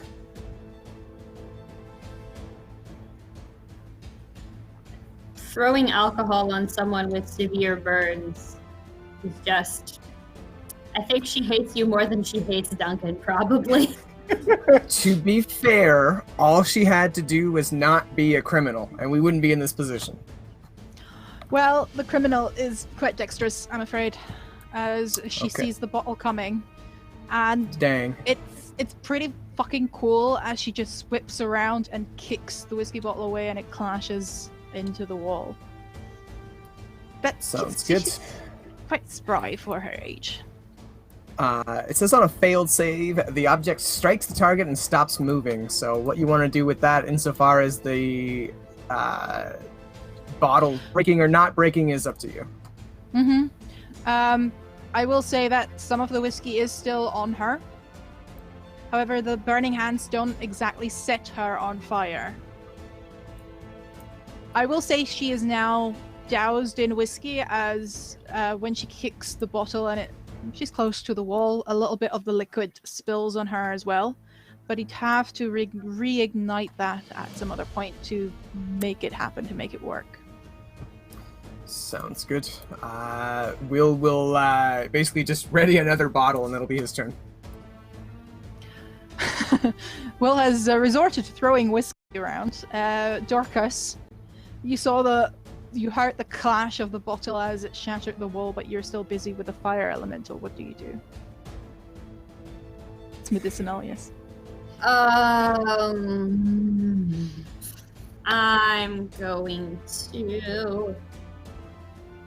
I'm gonna try and whack its other arm off. Yeah, let's go for it. It is All right. starting to look a little bit weakish. 2 attacks. I have a 17 and a 26. Both will hit. Awesome. All right, so that's gonna be I also just saw we have 20 retweets, so that's possibly helpful sooner or later. Thanks, chat.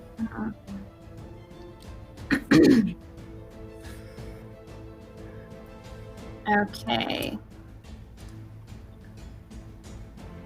23 points of damage. 9 of those of psychic damage.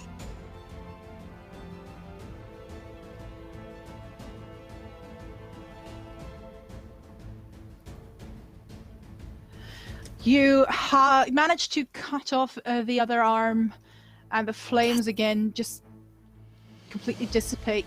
Fortunately, by this point, it has grown the arm that you cut off in the last round back again. It's like, oh, I'm getting desperate here, people! Break chamber pots if you don't have water! There's a fire going on! you know what, Dorcas, and this is gonna be the boon from chat. As you scream again to the various people living in that close to bring maybe a chamber pot, water, anything, there is a little kid up at the very top window, like 8th floor, who is like, I have a chamber pot. And he runs back in and picks up a container full of liquid that we shall not delve into in too great detail, but he pours it out over both you and the fire elemental. Thanks! It does not smell pretty, but the good news is that most of the solid things within that pot don't hit you, but the fire elemental, and they immediately just burn up in a gruesome greenish flame. You would suggest more fiber in the future. Now, this is going to be... Let's just roll, Darkus, because this was you. Roll me 2d6. Okay.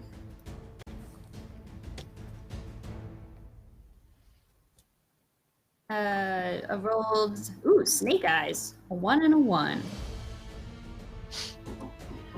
Well,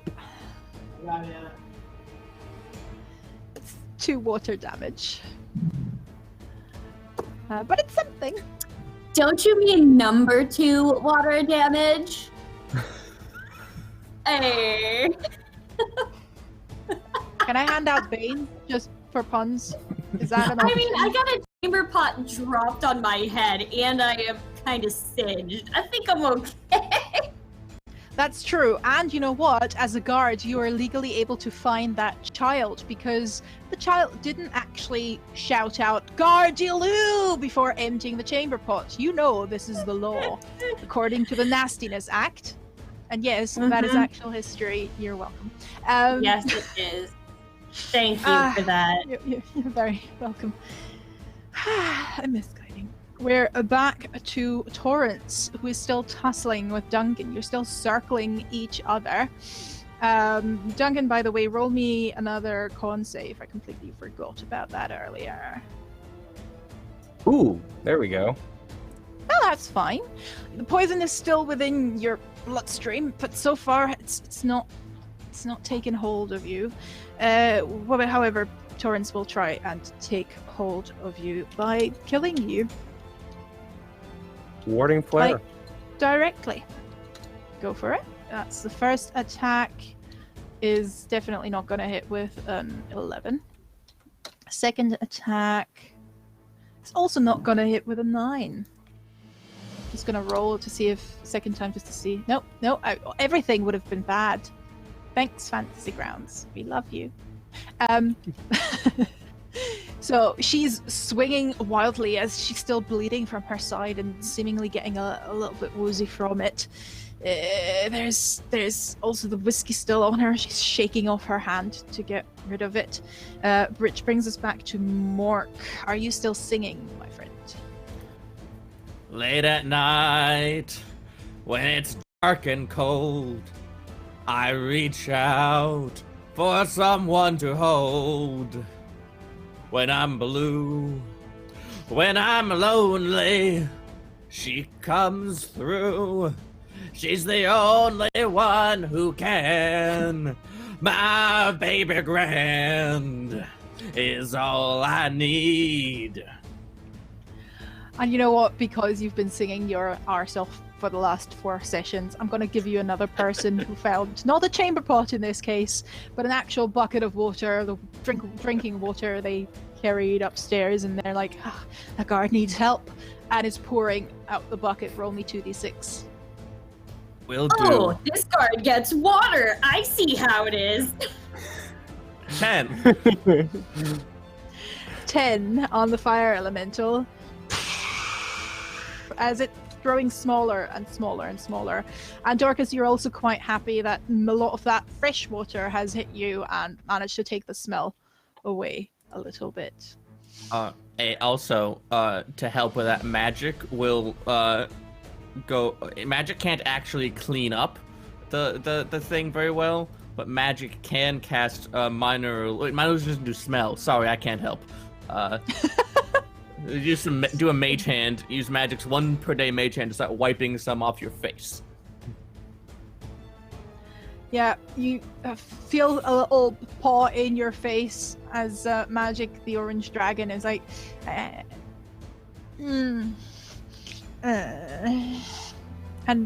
that's nice. It's Waldy's turn. Was still standing there, slack-eyed, not doing anything, still smiling. You can see her twitch a little bit as she's trying to fight against that restraint. But just Mork's singing is just too good. Duncan. I believe in music. So she's getting a little woozy, right? Like that warding flare, those 2 attacks. Yeah, I'm saying the second one, like he kind of catches and steps off and lets her go by a little bit, and just seeing the whiskey on her, just Linus, guide this one into the beyond, and he's going to cast Scorching Ray at 1st level, and I'm going to use my natural 20 to just light her up. Roll me 1 extra ray for the whiskey that William poured over her. I shall do that. Scorching Ray. Oh, 2nd level. Sorry, 2nd level. So, It's fine. Do I get right. a save again? No, that was. it's a hit roll, and I'm using my natural 20. Oh yeah. I'm confused. Burning Hands and Scorching Ray earlier. How much damage does she take? 10 damage. Because 10 you don't damage. double. Yeah, you don't double. On a crit? On spells, do you double onto hit spells? Oh yeah. Yeah. Oh, you okay, cool. Double. Oh, wow. 14 damage. I again forgot to double your crit earlier, but hey. Which one? Oh, 10. yeah. Oh, that's right. It's fine. It's my fault. Duncan would not be here. How much? I don't know. How much I've is it in still got total? some- 'Cause 14 total fire damage. 14 total. Mhm. She is now very unhappy by being set on fire twice, as she didn't manage to get out of dodge in time. She shakes her arm, which is now ablaze where the whiskey was, and she is not her turn yet. She is spending a lot of time doing that, but you can't really capitalize on it as you're making me another Constitution save, please. I'm going to be stepping away from her if I can. I will eat the opportunity attack if I need to. Natural 20 on the... On the save? Yeah, on the save. I'm just trying to get a little bit... Give her some space to just burn. Okay, you will get the opportunity attack, but that Mhm. poison situation with a natural 20 is gone at this point. Okay. You just recover from it. You've had your fair share of poisons in the past, one way or another. An 18 will That hit hits. you. What was it again?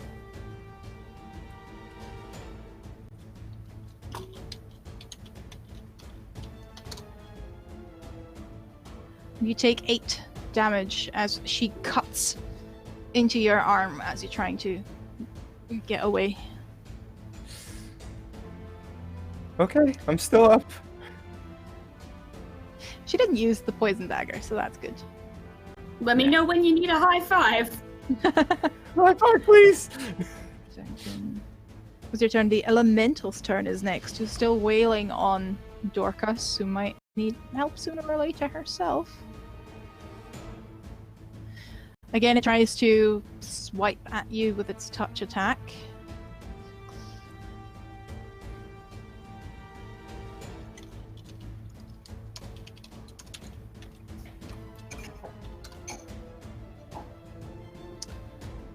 Is it...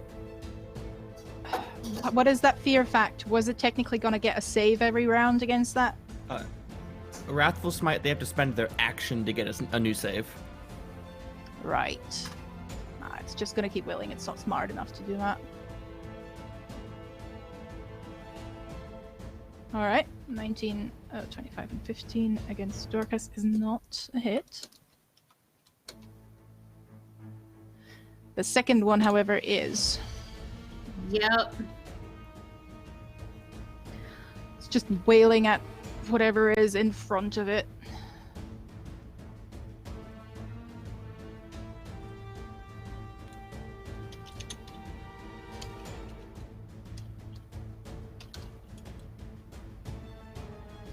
And you take 9 fire damage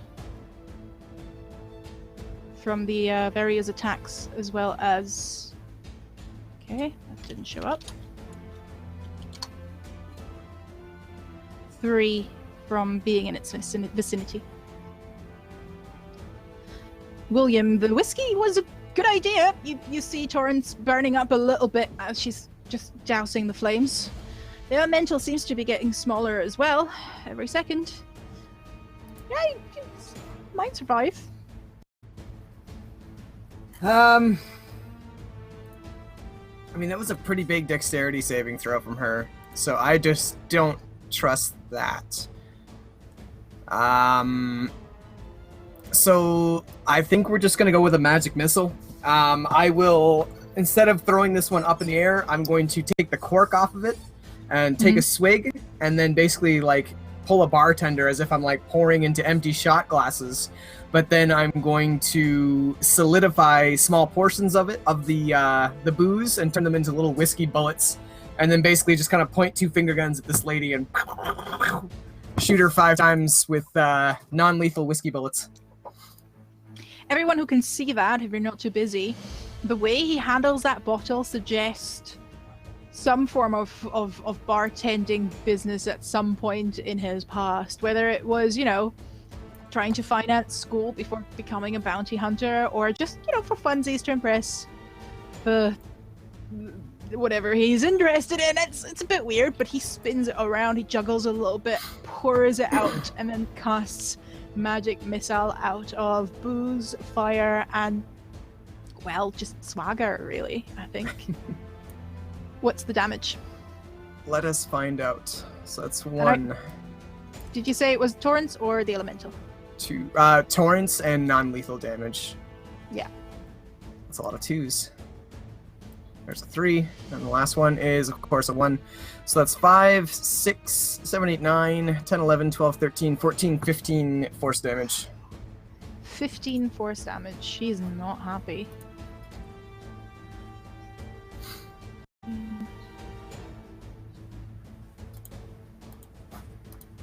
Alright. She's not That'll happy be my turn. as more and more fire is being thrown her way, this time in the form of a magic missile. Just when she manages to get rid of the fire on one sleeve, there's... Ah, for fuck's sake, and she pats it out again. Dorcas, the fire elemental, is getting smaller and smaller and smaller. It is now having no hands, and is just sort of trying to move at you and ram you in a desperate attempt to kill whatever is in front of it. It's still within melee of me, and I'm within touching distance of where Duncan is, correct? Oh yeah. Well, Okay. where Duncan is, no. I'm not sure if you're... Are you moving towards Dorcas? Was that your intention? I was just trying to get away from the stabby lady. I probably wasn't thinking enough to get towards Dorcas because I was still poisoned at the moment. So Yeah. Yeah. You would also have to then get towards the elemental, which is another form of danger. So Yeah, okay. Duncan's gonna wave you off. He's just gonna be like, "I'm fine." Okay. I haven't forgotten about you. narrator, I'll be fine. he's not He is fine. he is not fine. I know he is not fine. However, in the interest of him not being burned up while not fine, I'm gonna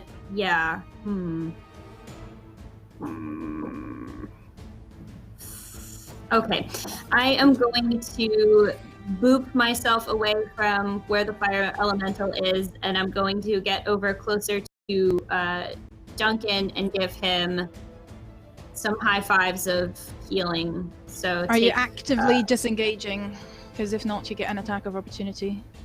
I don't think I can actively disengage because that will mean that my action is taken up. Yeah.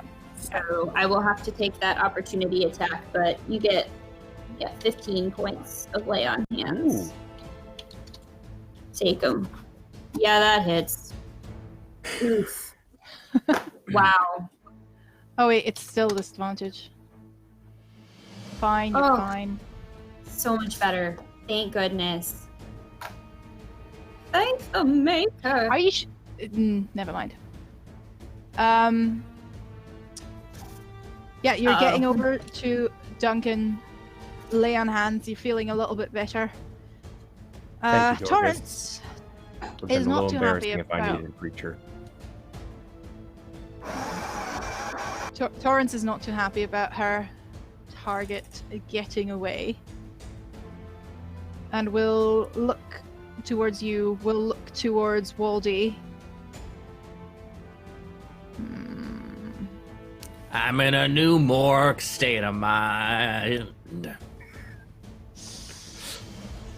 And she throws a dagger in Mork's face to stop him from singing. And if that hits, it will stop you from singing Warding at least flare. for a moment enough. Well, that works. Because I can use it at 30 feet now at this level. And I think fine. he The has last one. Shield of Faith, maybe? Shield of Faith ended a while ago. It Yeah. did? Yeah, Okay. Shield of Faith ended a while ago. JK. Let's see, what's that range? Oh, same as her thing. Yeah. Better than her thing. It's my last one though. I got none left. Don't tell me these things.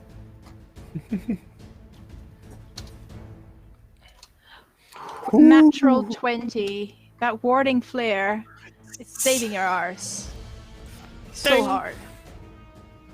So hard. Oof. The dagger is... You can see it hitting your face. You can see the light gleaming off the blade. But that light is coming from the side, from Duncan. And as the light flashes out and you both close your eyes, that dagger is zipping past your cheek. She is not too happy about that, and luckily has a second attack. Is the warding flare just the first one, or is it the full action? It's just the first one. Sweet, let's do that natural 20 thing again. Nope, Close down. but good enough. That's pretty close though. It's not bad, yeah. That hits. Who is this directed at? Mork or me? Mork. Okay. And you take 6 damage as the take dagger it. this time hits your cheek, stops you from singing for now. I And don't Waldy- actually, like, mechanically need to keep singing to keep the effect. She needs to be able to see me within 5 feet of her. That is It's a ridiculously flavor OP. thing. I mean, all you gotta do is chuck a dagger at her, and she's free. Well, yeah, but you wouldn't chuck a dagger at her wife. All right, fine. Wow, whose fault is that? I was about to say, there's a very weird lesson here. I'm not sure that that's a good takeaway. I don't want to be like... Folks, you want to be safe at home, you need to throw daggers at your wife. It's the only way to do it.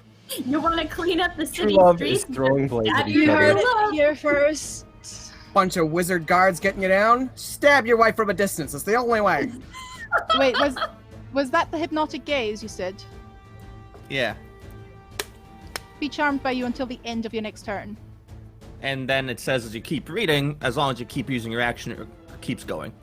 Okay. She's also still under the effect of suggestion, which lasts 8 hours. Oh god. Next time I'm just gonna take fighters, barbarians, rogues, and the usual murder hobos. Oh, well done. Good plan. I hate you. Smart the dagger guards. still hits you, but she Ow. curses just like your dungeon master is cursing, as the wife is still glaring at nothingness. That's her action, though. She is moving a little bit closer to her wife to maybe shake her out of it. Mort, it is your turn first. She is moving closer to you, though. Did you say shake her out of it or shank her out of it? Well, physical movement works too, because she can grab her wife and pull her with more than 5 feet away from me. Yeah. That'll do it too. Thanks, chat. Yes, poor Lydia. I'm the poorest. No. I wanted to kill someone today. I didn't want you to. I know. It's technically not too late. think Let's not give her too many ideas. Waldy goes Still an right hour. after me, so it's probably worth it just to keep going. I am the entertainer, and I know just where I stand. Another serenader, and another long-haired band. Today I am your champion. I may have won your hearts, but I know the game. You'll forget my name. I won't be here in another year if I don't stay on the charts. Are you having magic do anything specific? The magic will fly in front of what the wife's name is, Terrence? Torrents. Torrance, thank you. And will just kind of try there and sassily, like little fairy dragon hands on fairy dragon hips, like, don't touch my mork. Sorry, come again? Pin cut tab for me. Oh, sorry. So magic flies over in Torrance's face, and just kind of a little fairy dragon hands on fairy dragon hips and goes, don't touch my mork. You know, that face. And obviously, it doesn't talk. He even does the with his little paws, because he now has paws and he can do that. Yeah. I guess he could use color spray. Why not? Color spray. It won't do anything. It could. Okay, so that's 60-10, and if it beats her current hit point, she's blinded for 1 round. Might work. Might work. Does she have 30 or less hit points right now? Yep. Ah! Fairy dragon. Fairy dragon. Thanks, chat. This is a roller coaster of chat blaming. So Yeah. she's blinded, you say? Yes, for just 1 round. Scintillating colors. See, she's just turning away, swatting magic against the wall. He's dramatically falling against the wall, sliding down. You can hear in your head, "Avenge me!" You're not dead yet. Telepathic. Yeah, but avenge me anyway. That hurt. And it is Waldy's turn, who's just standing there. Duncan, you feel a little bit of healing energy wave through your body as Dorcas has just given you the high five of heals. Well, There's Waldy, there's a little bit of a fire elemental still standing, and there's a blinded Torrance. Torrance, yeah, I don't know what I'm gonna do. I kind of feel like old Duncan might be taking over a little bit, and it might be time for Torrance to just go. So she doesn't have much left, it looks like, and she's blinded. You have attack advantage on it. Yeah, I'm gonna try to hit her. Go for it. So You want to roll stab her a- wife. Stab the old woman. So advantage, that's a 17. Yeah. So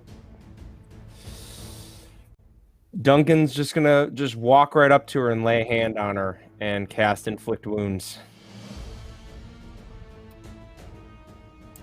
That's 14 damage. Is it lethal or non-lethal damage? Oh, this is Well, he lethal. didn't. 14 You damage. didn't do it? Huh?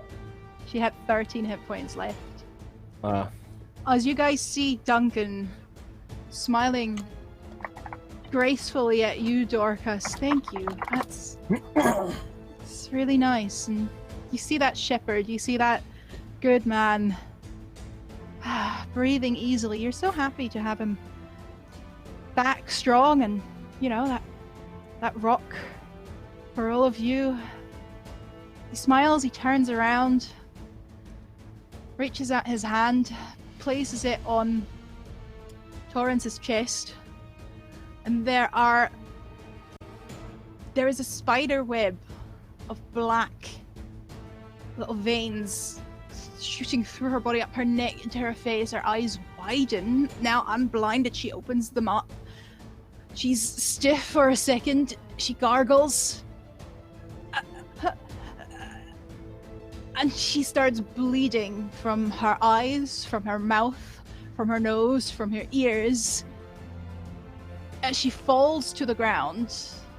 And Duncan, that amulet of Belena's that you found in the graveyard splinters. Oh. We are guards. We are guards. We are guards. It's okay. It's okay. It's fine. It's fine. We're guards. It's okay. We're guards. It's the fire elemental's turn, who walks up to whatever is in front of it and starts smacking it. The panicked Dorcas, I think. That's still me. Yep. It's you or Duncan. Dorcas, roll me a d20. 10 or higher. Okay. You.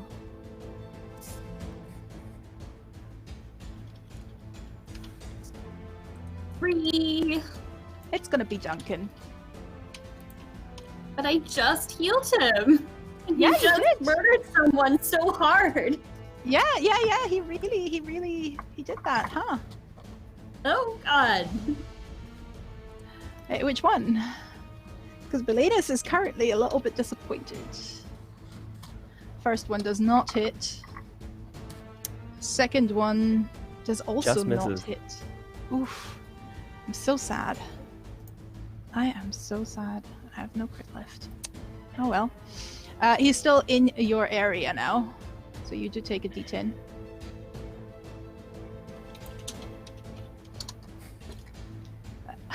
And that is 10 fire damage. Oh boy. Right back into familiar territory. William, it is your turn. You just saw Duncan murder an old woman. A scary, murdering old woman, sure, but Murder is such a strong term. Spoken like a true William. how the turntables. Have turned tables, turning tables turned. So right now it's just the fire elemental that's up, right? Yeah.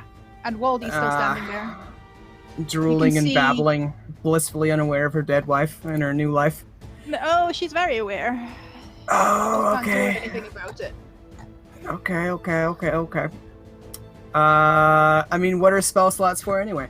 Let's go ahead and do yet another. You know what? Let's catapult. Let's try to put this thing out with a bang. Dexterity saving throw from the fire elemental, please and thank you. Dexterity saving throw +3. That Yep. is.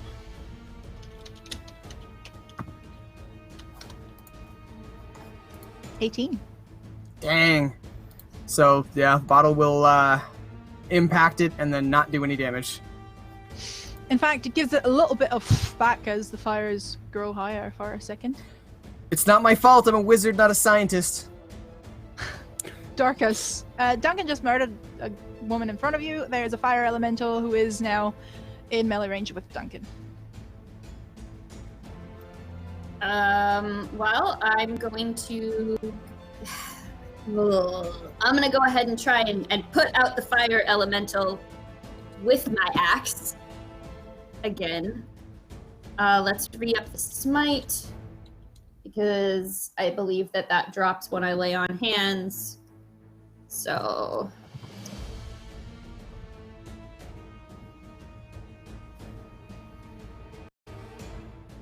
Oh yeah, both of those are gonna hit.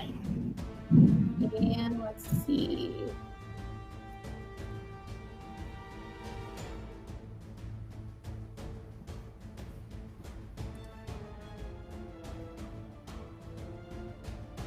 Alrighty.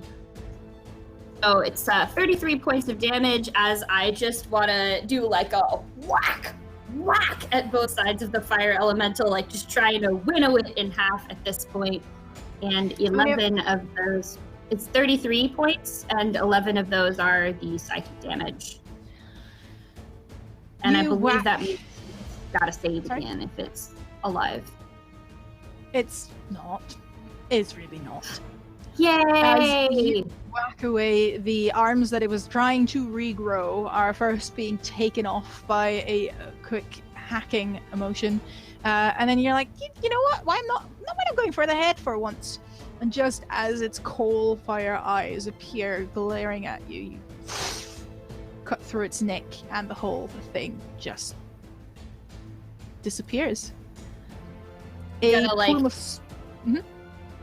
I was just gonna say, as that happens, I'm gonna just like stand up and then turn over to look at Duncan and be like, "That's what you call stop, drop, and roll."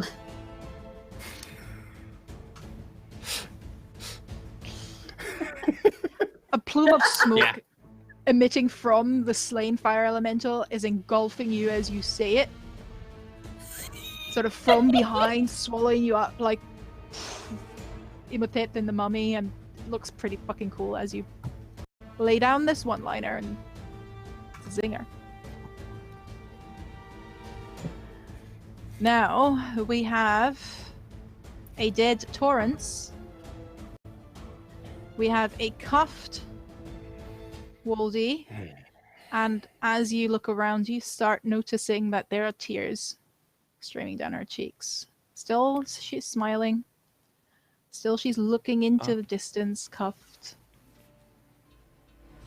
Mork. As peace and quiet unfolds. As Mork continues to sing, he's going to turn to Duncan while singing, said, "Darling, I don't know why you go to extremes. Too high or too low, there ain't no in-betweens."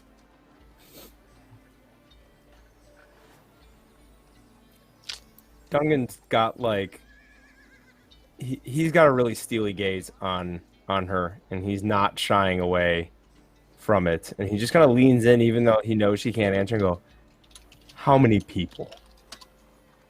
How many of you done that to? And this?" And he's just gonna walk away and look down at his amulet.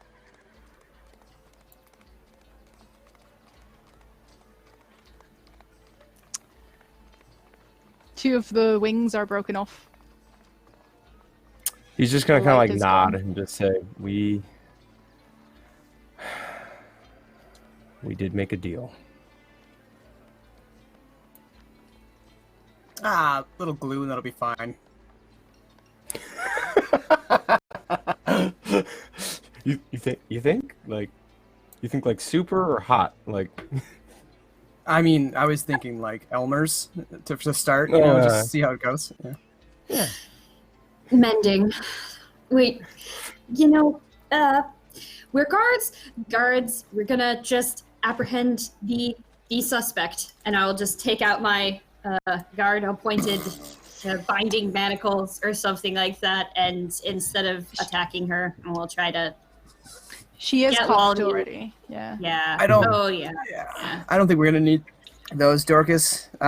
In fact, and Will's gonna kind of like step around the blood and corpses and scorch marks towards this woman, and as he does, he will cast friends on her and just kind of smile at her, give him like the magically amplified smiling or shining smile. "I think we're gonna go for a walk, isn't that right?" And then kind of like step aside and gesture towards the guardhouse. Her face is steely. She is not responding. She is not trying to fight. She is not trying to pull away. She is incredibly frozen up and stone cold. That smile is still there, and it is glued to her lips, which is almost more uncomfortable than any tirade, any screaming, any curses she could throw in your face. More But cool. she Can I follows. use Start pushing her perfect. towards the guardhouse. She is following. She's not resisting. We should take care of Torrance too. Can you do another one of those floaty things, and we'll just cover her up and take her to the morgue again? Because Not I again. am an innocent man. Oh, yes, I am. Is he still doing the thing?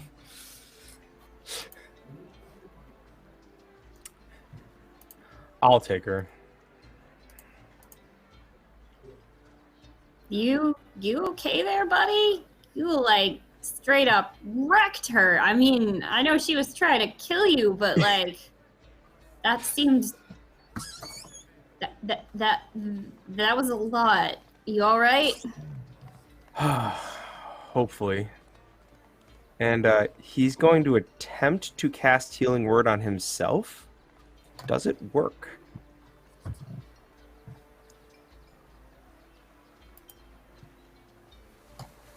You feel the magic. You feel the warmth. It doesn't heal you, though. You feel it's still there. But you get the sensation that doing something selfish at this point is not going to be supported by Belinus. Healing someone else? Possibly, yes. Being healed, fine, but he's a little cross. You That's fair. missed a spot there, Shepard. And I'll prestidigitation away the service blood. Just like I'll just be like, what are right? And I'll just double high five, high 10. 2 more points to lay on hands. how many more? 10. 10. I am going to take such a long nap when this day is over. Oh god, the paperwork. Dorcas, are Not you all right? work. You Work look a little after. singed. I've never actually seen somebody like die before. You get used to it. Yeah, I don't know. It's a lot. I don't really know what to say. You don't have to say anything. You know, sometimes you feel that urge to say something meaningful, important, Like we are weighted, guards. poignant. Yeah. Yeah. Sometimes guards. that's all it comes down to.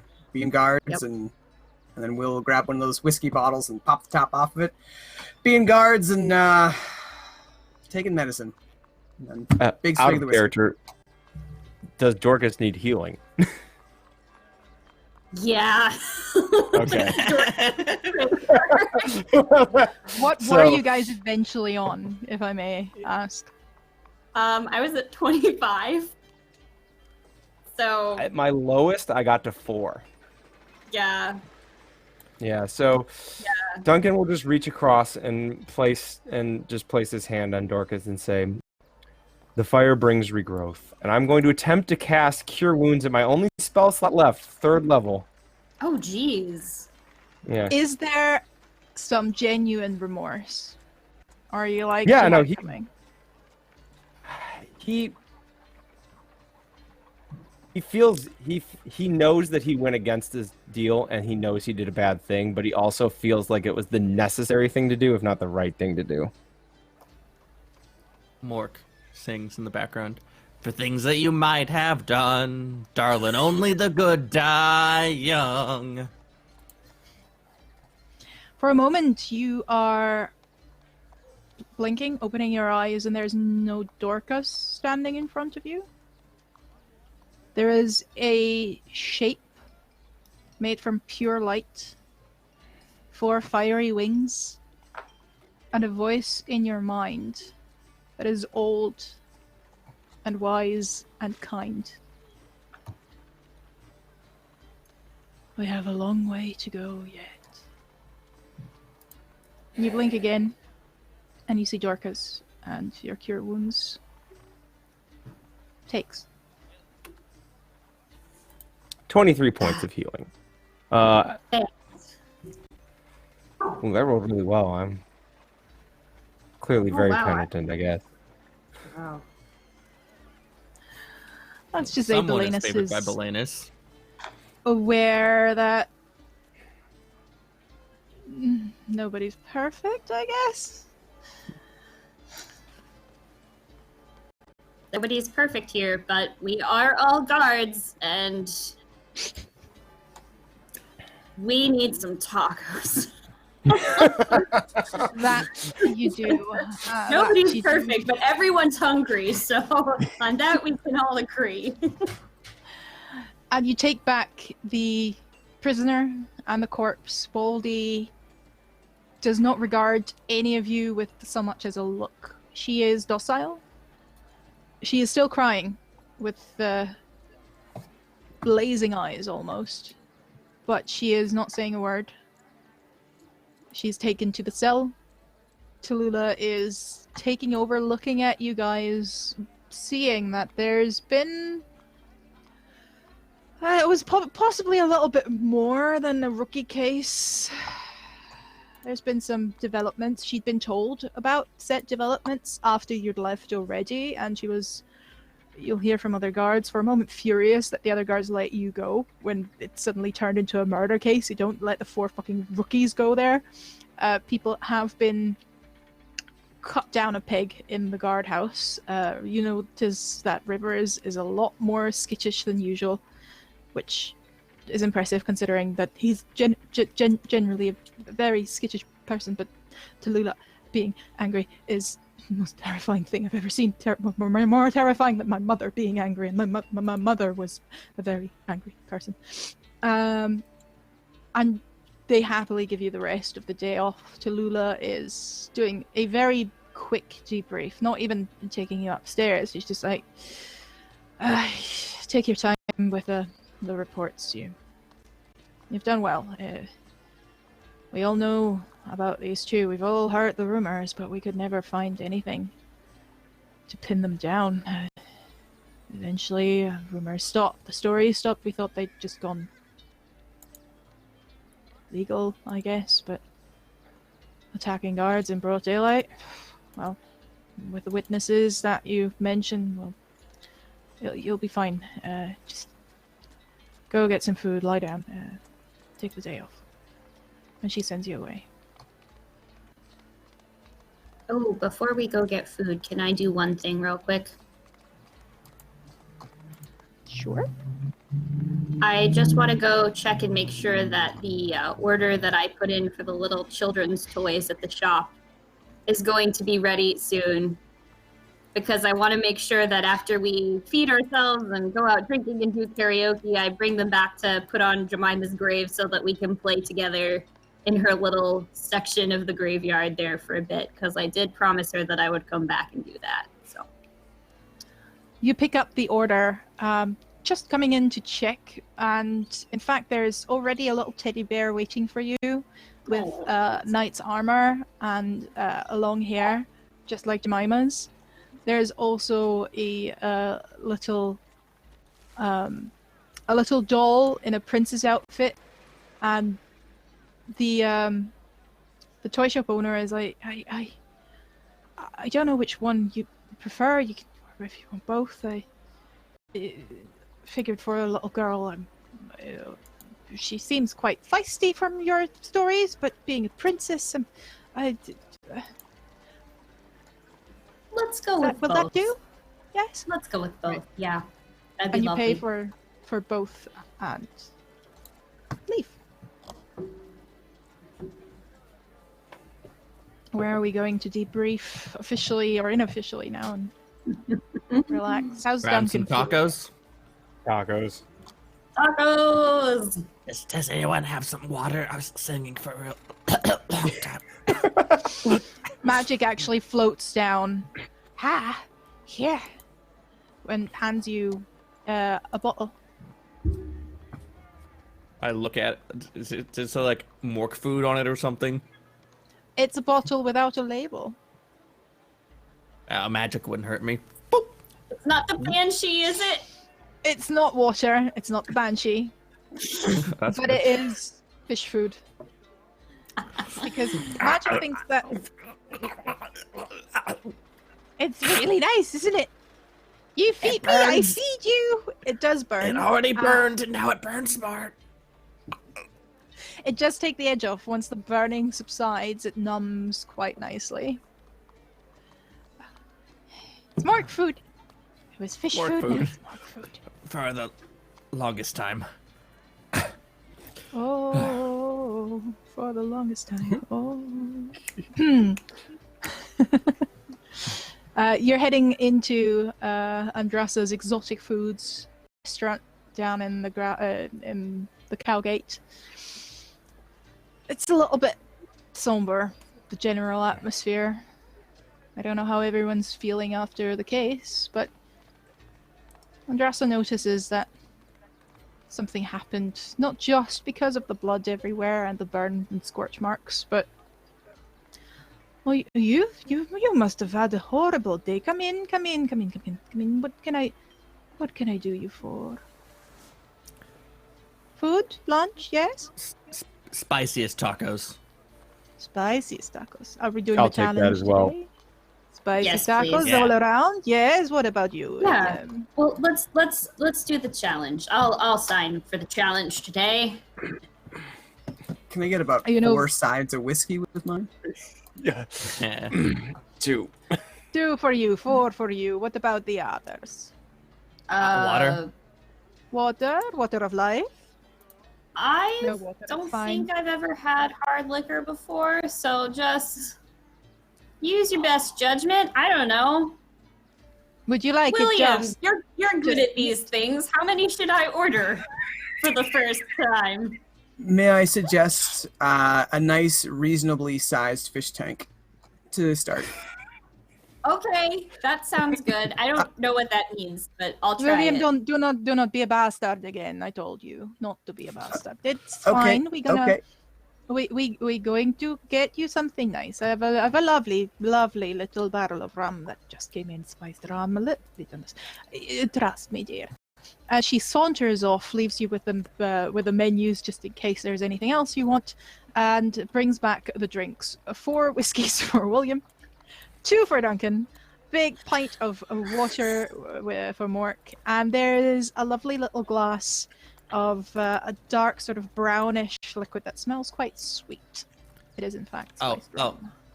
Can I get like 1 shot of whiskey for the kid? And points to Magic. Oh, you're a cutie pie. Hello. And she starts petting Magic. Magic's like, I like her. She called me cutie pie. And flutters You are up to cute. her It's just a one. fact. Can I borrow him for a second? Of course. She puts him on her shoulder and starts chatting to him. Not that he can reply, although you hear him reply in your head. Wanders off, comes back with the other drink.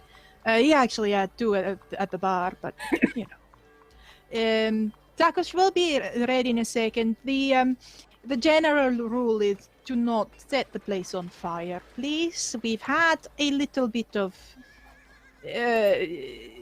issues with that, considering that we trust me. are. Yes. But trust me, we didn't start the fire.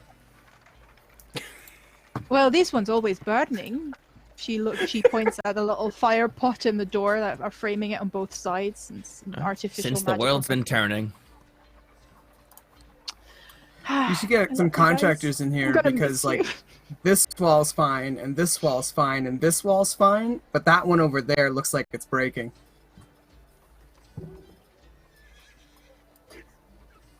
This is enough to turn even Dorcas to the life of a hardened criminal. Oh my god. Dorcas just Duncan just slides one of his drinks over to Dorcas. You can't become a hardened criminal. You'll always be a guardswoman to me. We are guards. We are guards. You are guards, and you're having a lot of medicine just now. The tacos are being served, and Andrasa explains that special spices are being used. Special spices that only grow in the Holy Root Forest in an area that you would know is taken care of by druids, clerics, many of them dragonborn, and they can take their spices. They grow their own. That is the reason why we're now going to roll Constitution saves for all of us. Illustrious Dragon Manager, Yes? I believe that at least a couple of us have a couple nat 20s to burn. You do. If I didn't Is forget anything mid-battle because there was a lot to handle. I think mine I got rid Did of. you use yours? Yeah, possibly. Yeah, I did you did. use yours, Mark and William? I Mork most only certainly spent did his action not. on one thing. Yeah. Then I had Duncan... fully intended to keep this for tacos, but it kind of got touch or go there for a second. Nah. Then, This stage went so differently from how I planned. So let's see how this contract goes. yeah. Okay. 19. Not bad. I'm just gonna use 7. my 20. You're using your 20. I'm gonna take care of that. Extraordinary times. Mork. Ba-ba. There you go. I wonder, did you have 2 when we started, JC? 2 crits? No, I don't think so. I think just the one, but Just making sure I nothing didn't accidentally Oh, take no, go yours off instead of Tom's. Ah. Yeah. yeah, no, But hey. nothing I do has a roll to hit. So Yeah, that's true. Well, let's see what everyone rolled here. Thanks, Fantasy Ground. So that's a 6 for... Is that Tom? Yeah, it's a 7 total. I forgot to put in the modifier. Alright. Oh dear. Let's just say who rolled below a 13? Tell me, please, because I'm not always seeing you. I only have one monitor, and it's proving to be a bad choice on my part doing this now. Anyway, so who rolled below a 13? I did. Just Duncan. Now, Dorcas, you chow down, and it's like, oh, this is nice. A little bit. Oof, you feel the sweat. William, you're used to it. This is nothing. Starting with a simple taco, and they are numbered, and they are sort of as in a row in front of you. From all right to oh my god, please kill me now, or drown me. Mork, are you used to spicy food? don't Mork remember. is the Spice Master. Spice Master. This tastes like home. I mean, that's not always a good thing, but in this case, at least the food was spicy, and yeah, you kind of miss that. Oh, this is really nice. Duncan. Tears. Yes. Duncan, unfortunately yours is either you started with the wrong one, or this is a lot worse than you thought it would be. You're grabbing for something on the table. It's one of the whiskeys. You throw it down. Nope. Bad idea. It's getting worse. Roll me another Constitution check. I've made that mistake in real life. That's a 9. And with that, you're actually out of the taco race. You need something. Oh my god, you make motions that are a little bit unbefitting for a cleric of Belenus, certain. Andrasa is going, oh dear me, you're not, no, come on, here, have some. And she gives you a glass with a white liquid. You drink it. It's coconut milk. And it really takes the edge off. Yes. Yes, Belenus' wrath is not upon you just now. It might be in a couple of hours when it needs to. Anyway, but it. I'm sorry, what did you call these? We call this Belenus' wrath. It's fairly simple. It's fairly. Not to offend you, good sir. It's fairly mild for most people's standards. But, well, you know, people are different, of course. And Duncan's just gonna like kind of sit down and contemplate his taco. The next one is Tiefling's bedroom, and she winks at you as she walks away again. Just shout for help if you need the coconut, yes? We roll another Constitution save. It is. Yeah. This time below 15, let me know.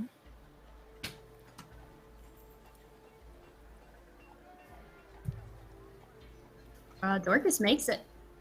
Nice. Will gets a On big the old dot. 10. And well, you're now feeling the effects. Oof. Oh yeah, Tiefling's bedroom, always gonna be your downfall. One way or another. Roll me another con save to see if you're stabilizing, I guess.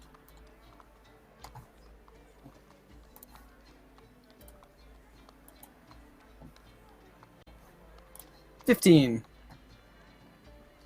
15 is just enough to not need the coconut. You're sitting there, you're clamping down on the table, you're staring ahead of you like a madman. You're willing the pain to subside. And it does. But next Constitution roll, you're rolling at disadvantage. One more. The next taco is, you now see the little labels there as well. It's called 7 Hells. Or 9 Hells. 7 How many are there? hells. 9 hells. I'm 9 out. Hells. I'm out. That's not one. Oof, on that one, you're not even getting the stabilizing check. You're like, oh, this was good so far. I quite like it. Oh god. Oh god. Oh god. And you're at this point, you're not even screaming for Andrasa. You're just taking Duncan's glass in a gesture very uncharacteristic for Mort, because he would never dare to do that, and gulp it down. Oh god. Yeah, that's much better. But you don't even want to touch the next one. How is Dorcas and William doing? Hang on. Dorcas just broke Fantasy Grounds a little bit because she typed in the wrong thing. I kept doing that earlier as well. And William got a 7. Oh, Dorcas rolled an 11. Oof. The hells might be a little bit too much for you at this point. Roll me another con save to see if you stabilize as you're starting to hyperventilate, sweat pouring from your every pore.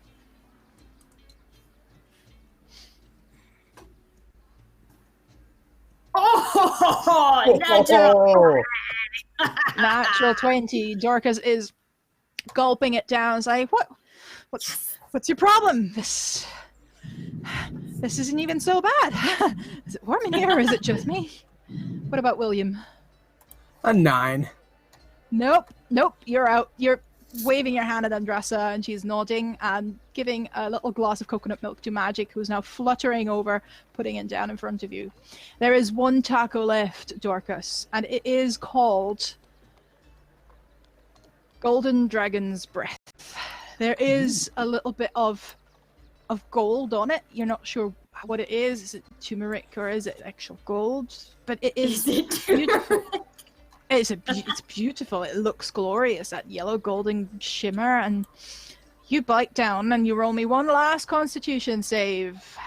I'm gonna channel all of the energy of Anna the player right here. Tilly next to you is going, Dorcas, on the table, tapping her little twigs. 15 is just not enough. No! Roll me 3d6, please. Oh, okay. I'm so invested. 12 total. As you breathe fire across the table, No! everyone takes 12 fire damage. Mork will flick his hand and absorb elements to take half. Yep. Out of 6 fear. for you. He goes, ah! Can I counterspell this? Nope. Okay. Then I will just be set. Now. Then I will just be set on fire. Lifetime worth of bad decisions leading. Does it take you down? No. No. That's 1 point away from being 50% of my max health, though. God, good. That's fine. Hey. Just your eyebrows are now absolutely gone. The hair's still mostly fine. You pat out a little bit of the just smell of burning hair fills everything. Will's gonna frown and like quick prestidigitate through like 3 or 4 different eyebrow options before he settles on one that looks like slightly less terrible than the others. Yep. Microblade magic. And Duncan, does that in any way take you out? I thanks to the second round of lay on hands, I have 7 health left. So I'm just like mid drink, and I'm just like charred around the edges, and like no eyebrows. Just so that one's pretty good. Is the bar on fire? The bar is not on fire. It was like an alcohol explosion, as in evaporates, but nothing A very quick catches flare. fire. Yep. I feel very alive right now. Yep. Mark. Until he is placing a little twig onto your wrist and looking at you, very concerned. I'm all right, dear. Would you like some wine? I could get you some wine. I'm gonna go get you some wine. And she clicks a little bit with her twigs as we're fading into a somewhat relaxing, somewhat at first a little bit awkward rest of the evening. Every now and then there's that moment of silence where, Duncan, you feel like people are maybe looking at you a little bit sideways, and every time you look back they're but you're getting over it slowly but surely. In the end, you had that fight together and you helped each other out. You saved each other's skin more than once. You eat your tacos. Andrasa offers you various types of spirits, eventually starts mixing cocktails as well. More and more people are coming in as the afternoon progresses. It is a Saturday after all, and you'll know that on a Saturday, just next door, it's Opium Night. Opium Night with karaoke, which is a weird combination, but can be quite fun. William would know. He suggests that to the party. Highly recommend. And you eventually... It'd be so embarrassing. I could never. You don't have to smoke it to sing. You don't Standing have in front to of so pass many a people spell to sing. singing songs. Like, who could ever do that? It's so brave. I'm not brave. Can't do it. The And Mork this is what- literally saved all of our butts doing just that. You can totally do it. You can handle it. You are brave. More. Imagine that you're not on a stage in front of people. Imagine you're in a life or death fight, and you'll be able to do it. Yep. Public embarrassment Maybe is the most dangerous fire elemental of them all. And you need to Mork slay looks at them Dorcas with and heroism and Mork- opium. Mork looks at Dorcas and goes, "You got any heroism left?" And this is Yep, I do actually. the conversation we are going to end on as you're sort of half pushing Mork into the bar next door, down the road, down the cowgate, and Dorcas casts heroism on him. And possibly that will lead to a beautiful, flamboyant performance of Mork, but unfortunately, we won't find out. Not today, anyway, as we come to Too an bad. end of this little mini arc, mini series today. You're all something else. My God, this took a weird turn. Ha! It took a taco's turn.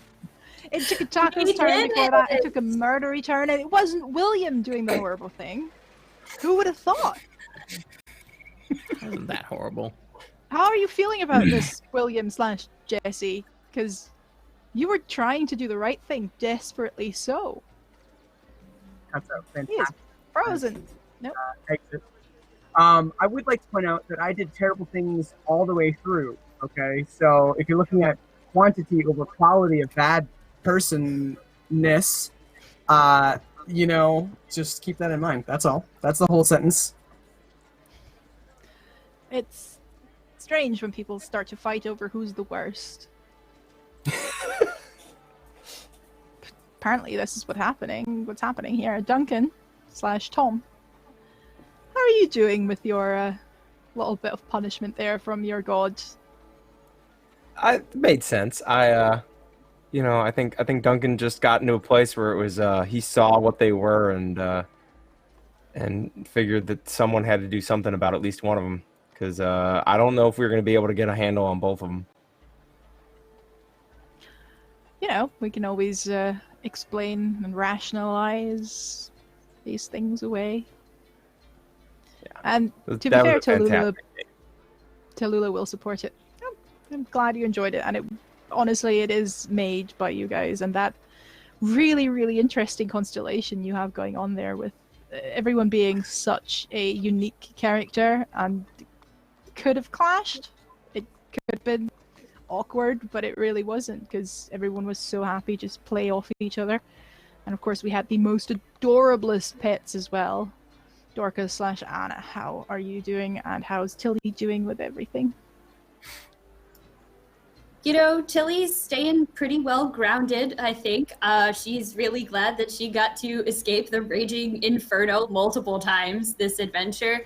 I think Dork's probably a little bit shaken up, probably gonna need to, do some serious chatting with Jemima the ghost about what actually happens to people after they die and, like, what is it like and everything. But, I mean, very proud to be able to call herself a seasoned guard now after just the first mission, and happy to work together with this crew and have friends with them, be friends with them.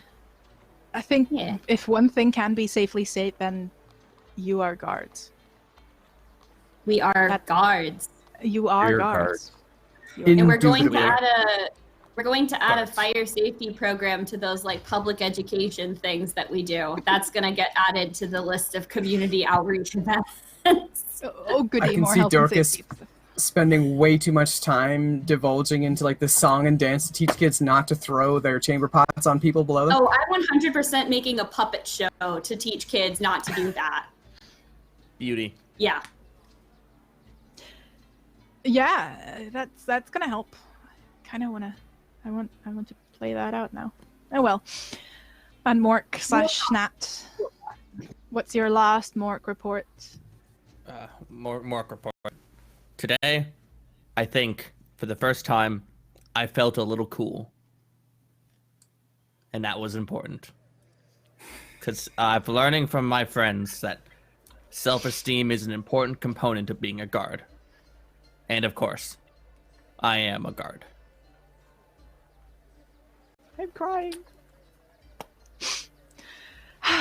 This was such a wild ride. Thank you guys. And thank you as well in chat and everyone watching on YouTube for joining us for that ride and being with us and encouraging the shenanigans.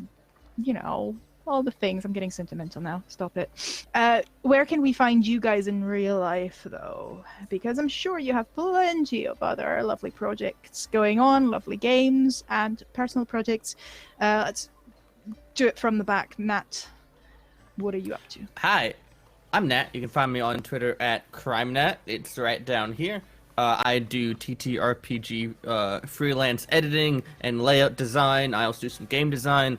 Hire me. I'll be on something that is as of yet unannounced yet on Encounter Roleplay. So follow Encounter Roleplay and keep an eye on that.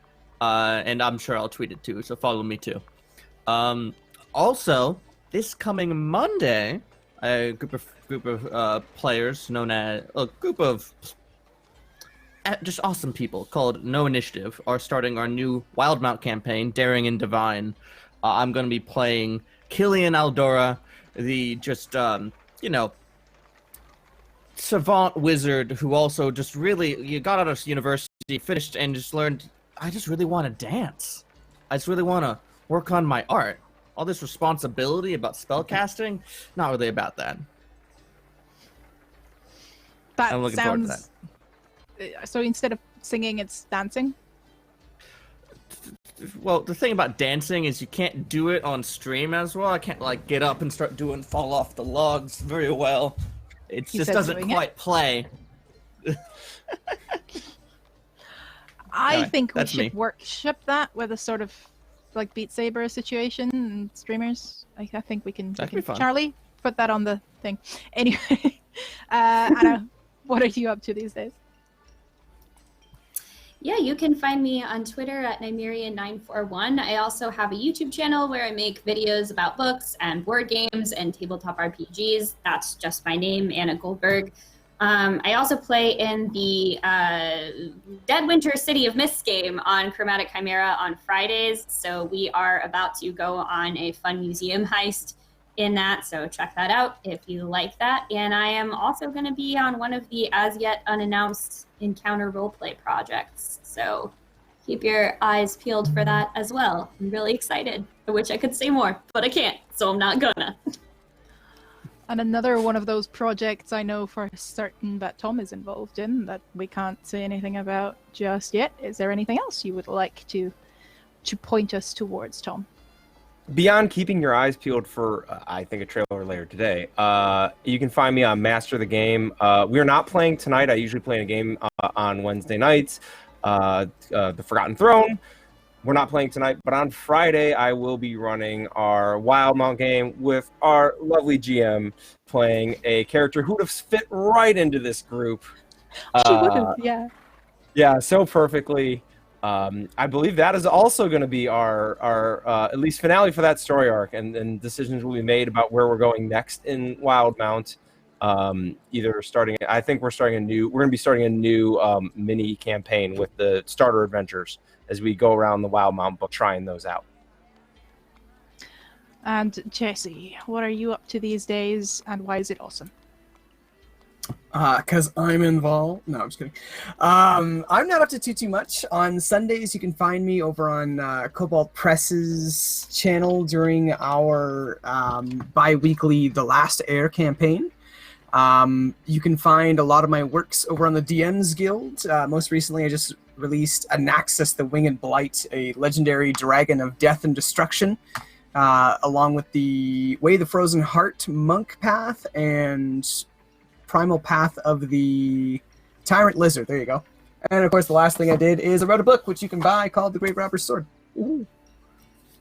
Actually looks kind of funky on the overlay there. Green screen, yeah. And then besides that, just Twitter at Jesse Neon.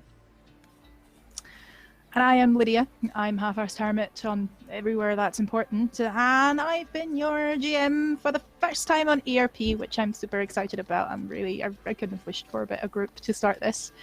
I am also in that little not secret anymore, as Charlie just told us in chat, project as it was announced while we were playing. We were busy slaying those that deserve slaying. So now I can say it's the Spylander campaign on Encounter Roleplay next season, Gala of the Damned, which is actually GM'd by James Gabe. We used his stuff for our character creation because he's doing some really good game design. He's especially very conscious of those racial abilities that are always a little bit yikes, because why would one race be inherently more intelligent than another? Come on. So even though it's just a game, there's always nice to have alternatives, and that's what he did, and that's what we used for our character creation. So check him out on Twitter. He's played the last 500 campaign on ERP, and he's going to GM this one. And if you've seen Betrayal of Heart Home / Rat Home, then you know what he's capable of, and it's going to be great. Quinn's going to be in it again, who was also on there, and some other lovely, lovely people, including, of course, Tom, including myself, and the Raven, who you know from the Star Trek game on Encounter Roleplay. So that's going to be happening soonish, from May 20th, 3 p.m. EDT on Encounter Roleplay every week. We will have an offline week next week, just, sprinkling, get all the old shows onto the trophy shelves and make space for the new shows to get them in. Keep an eye peeled on Twitter, on our Discord as well, which you should join, because this is where we discuss important things such as surnames and more whiskey and things like that. And that's where you can find us as well whenever there's no show on. We are going to have a couple more one-shots coming up soon. The Spy game, for example, on Friday, which I'm also going to play in, and I'm still needing to make a character, but we've already got the concept. I'm going to be married to Cleric of Court. Well, divorced I guess, but getting there. We're getting there. And finally, we're going to play in a game together. Plus, we have, of course, Seawall coming up after that spy game, for which we're going to show our trailer. So at this point, really, I don't want it to end. Can you tell? I just want to say thanks to you guys. Thanks to the chat. Thanks to YouTube. Thanks to our sponsors as well. Thanks to everyone, and hopefully we'll see you next season. Bye. Mark. Anxious wives paced Widow's Walk, scanning the horizon, watching the sea. The warmth of the fireside guided their creaking ships past the ever-present lighthouses safely into port. Today as yesterday, these sentinels of safety bring gladness to the hearts of the homing mariners.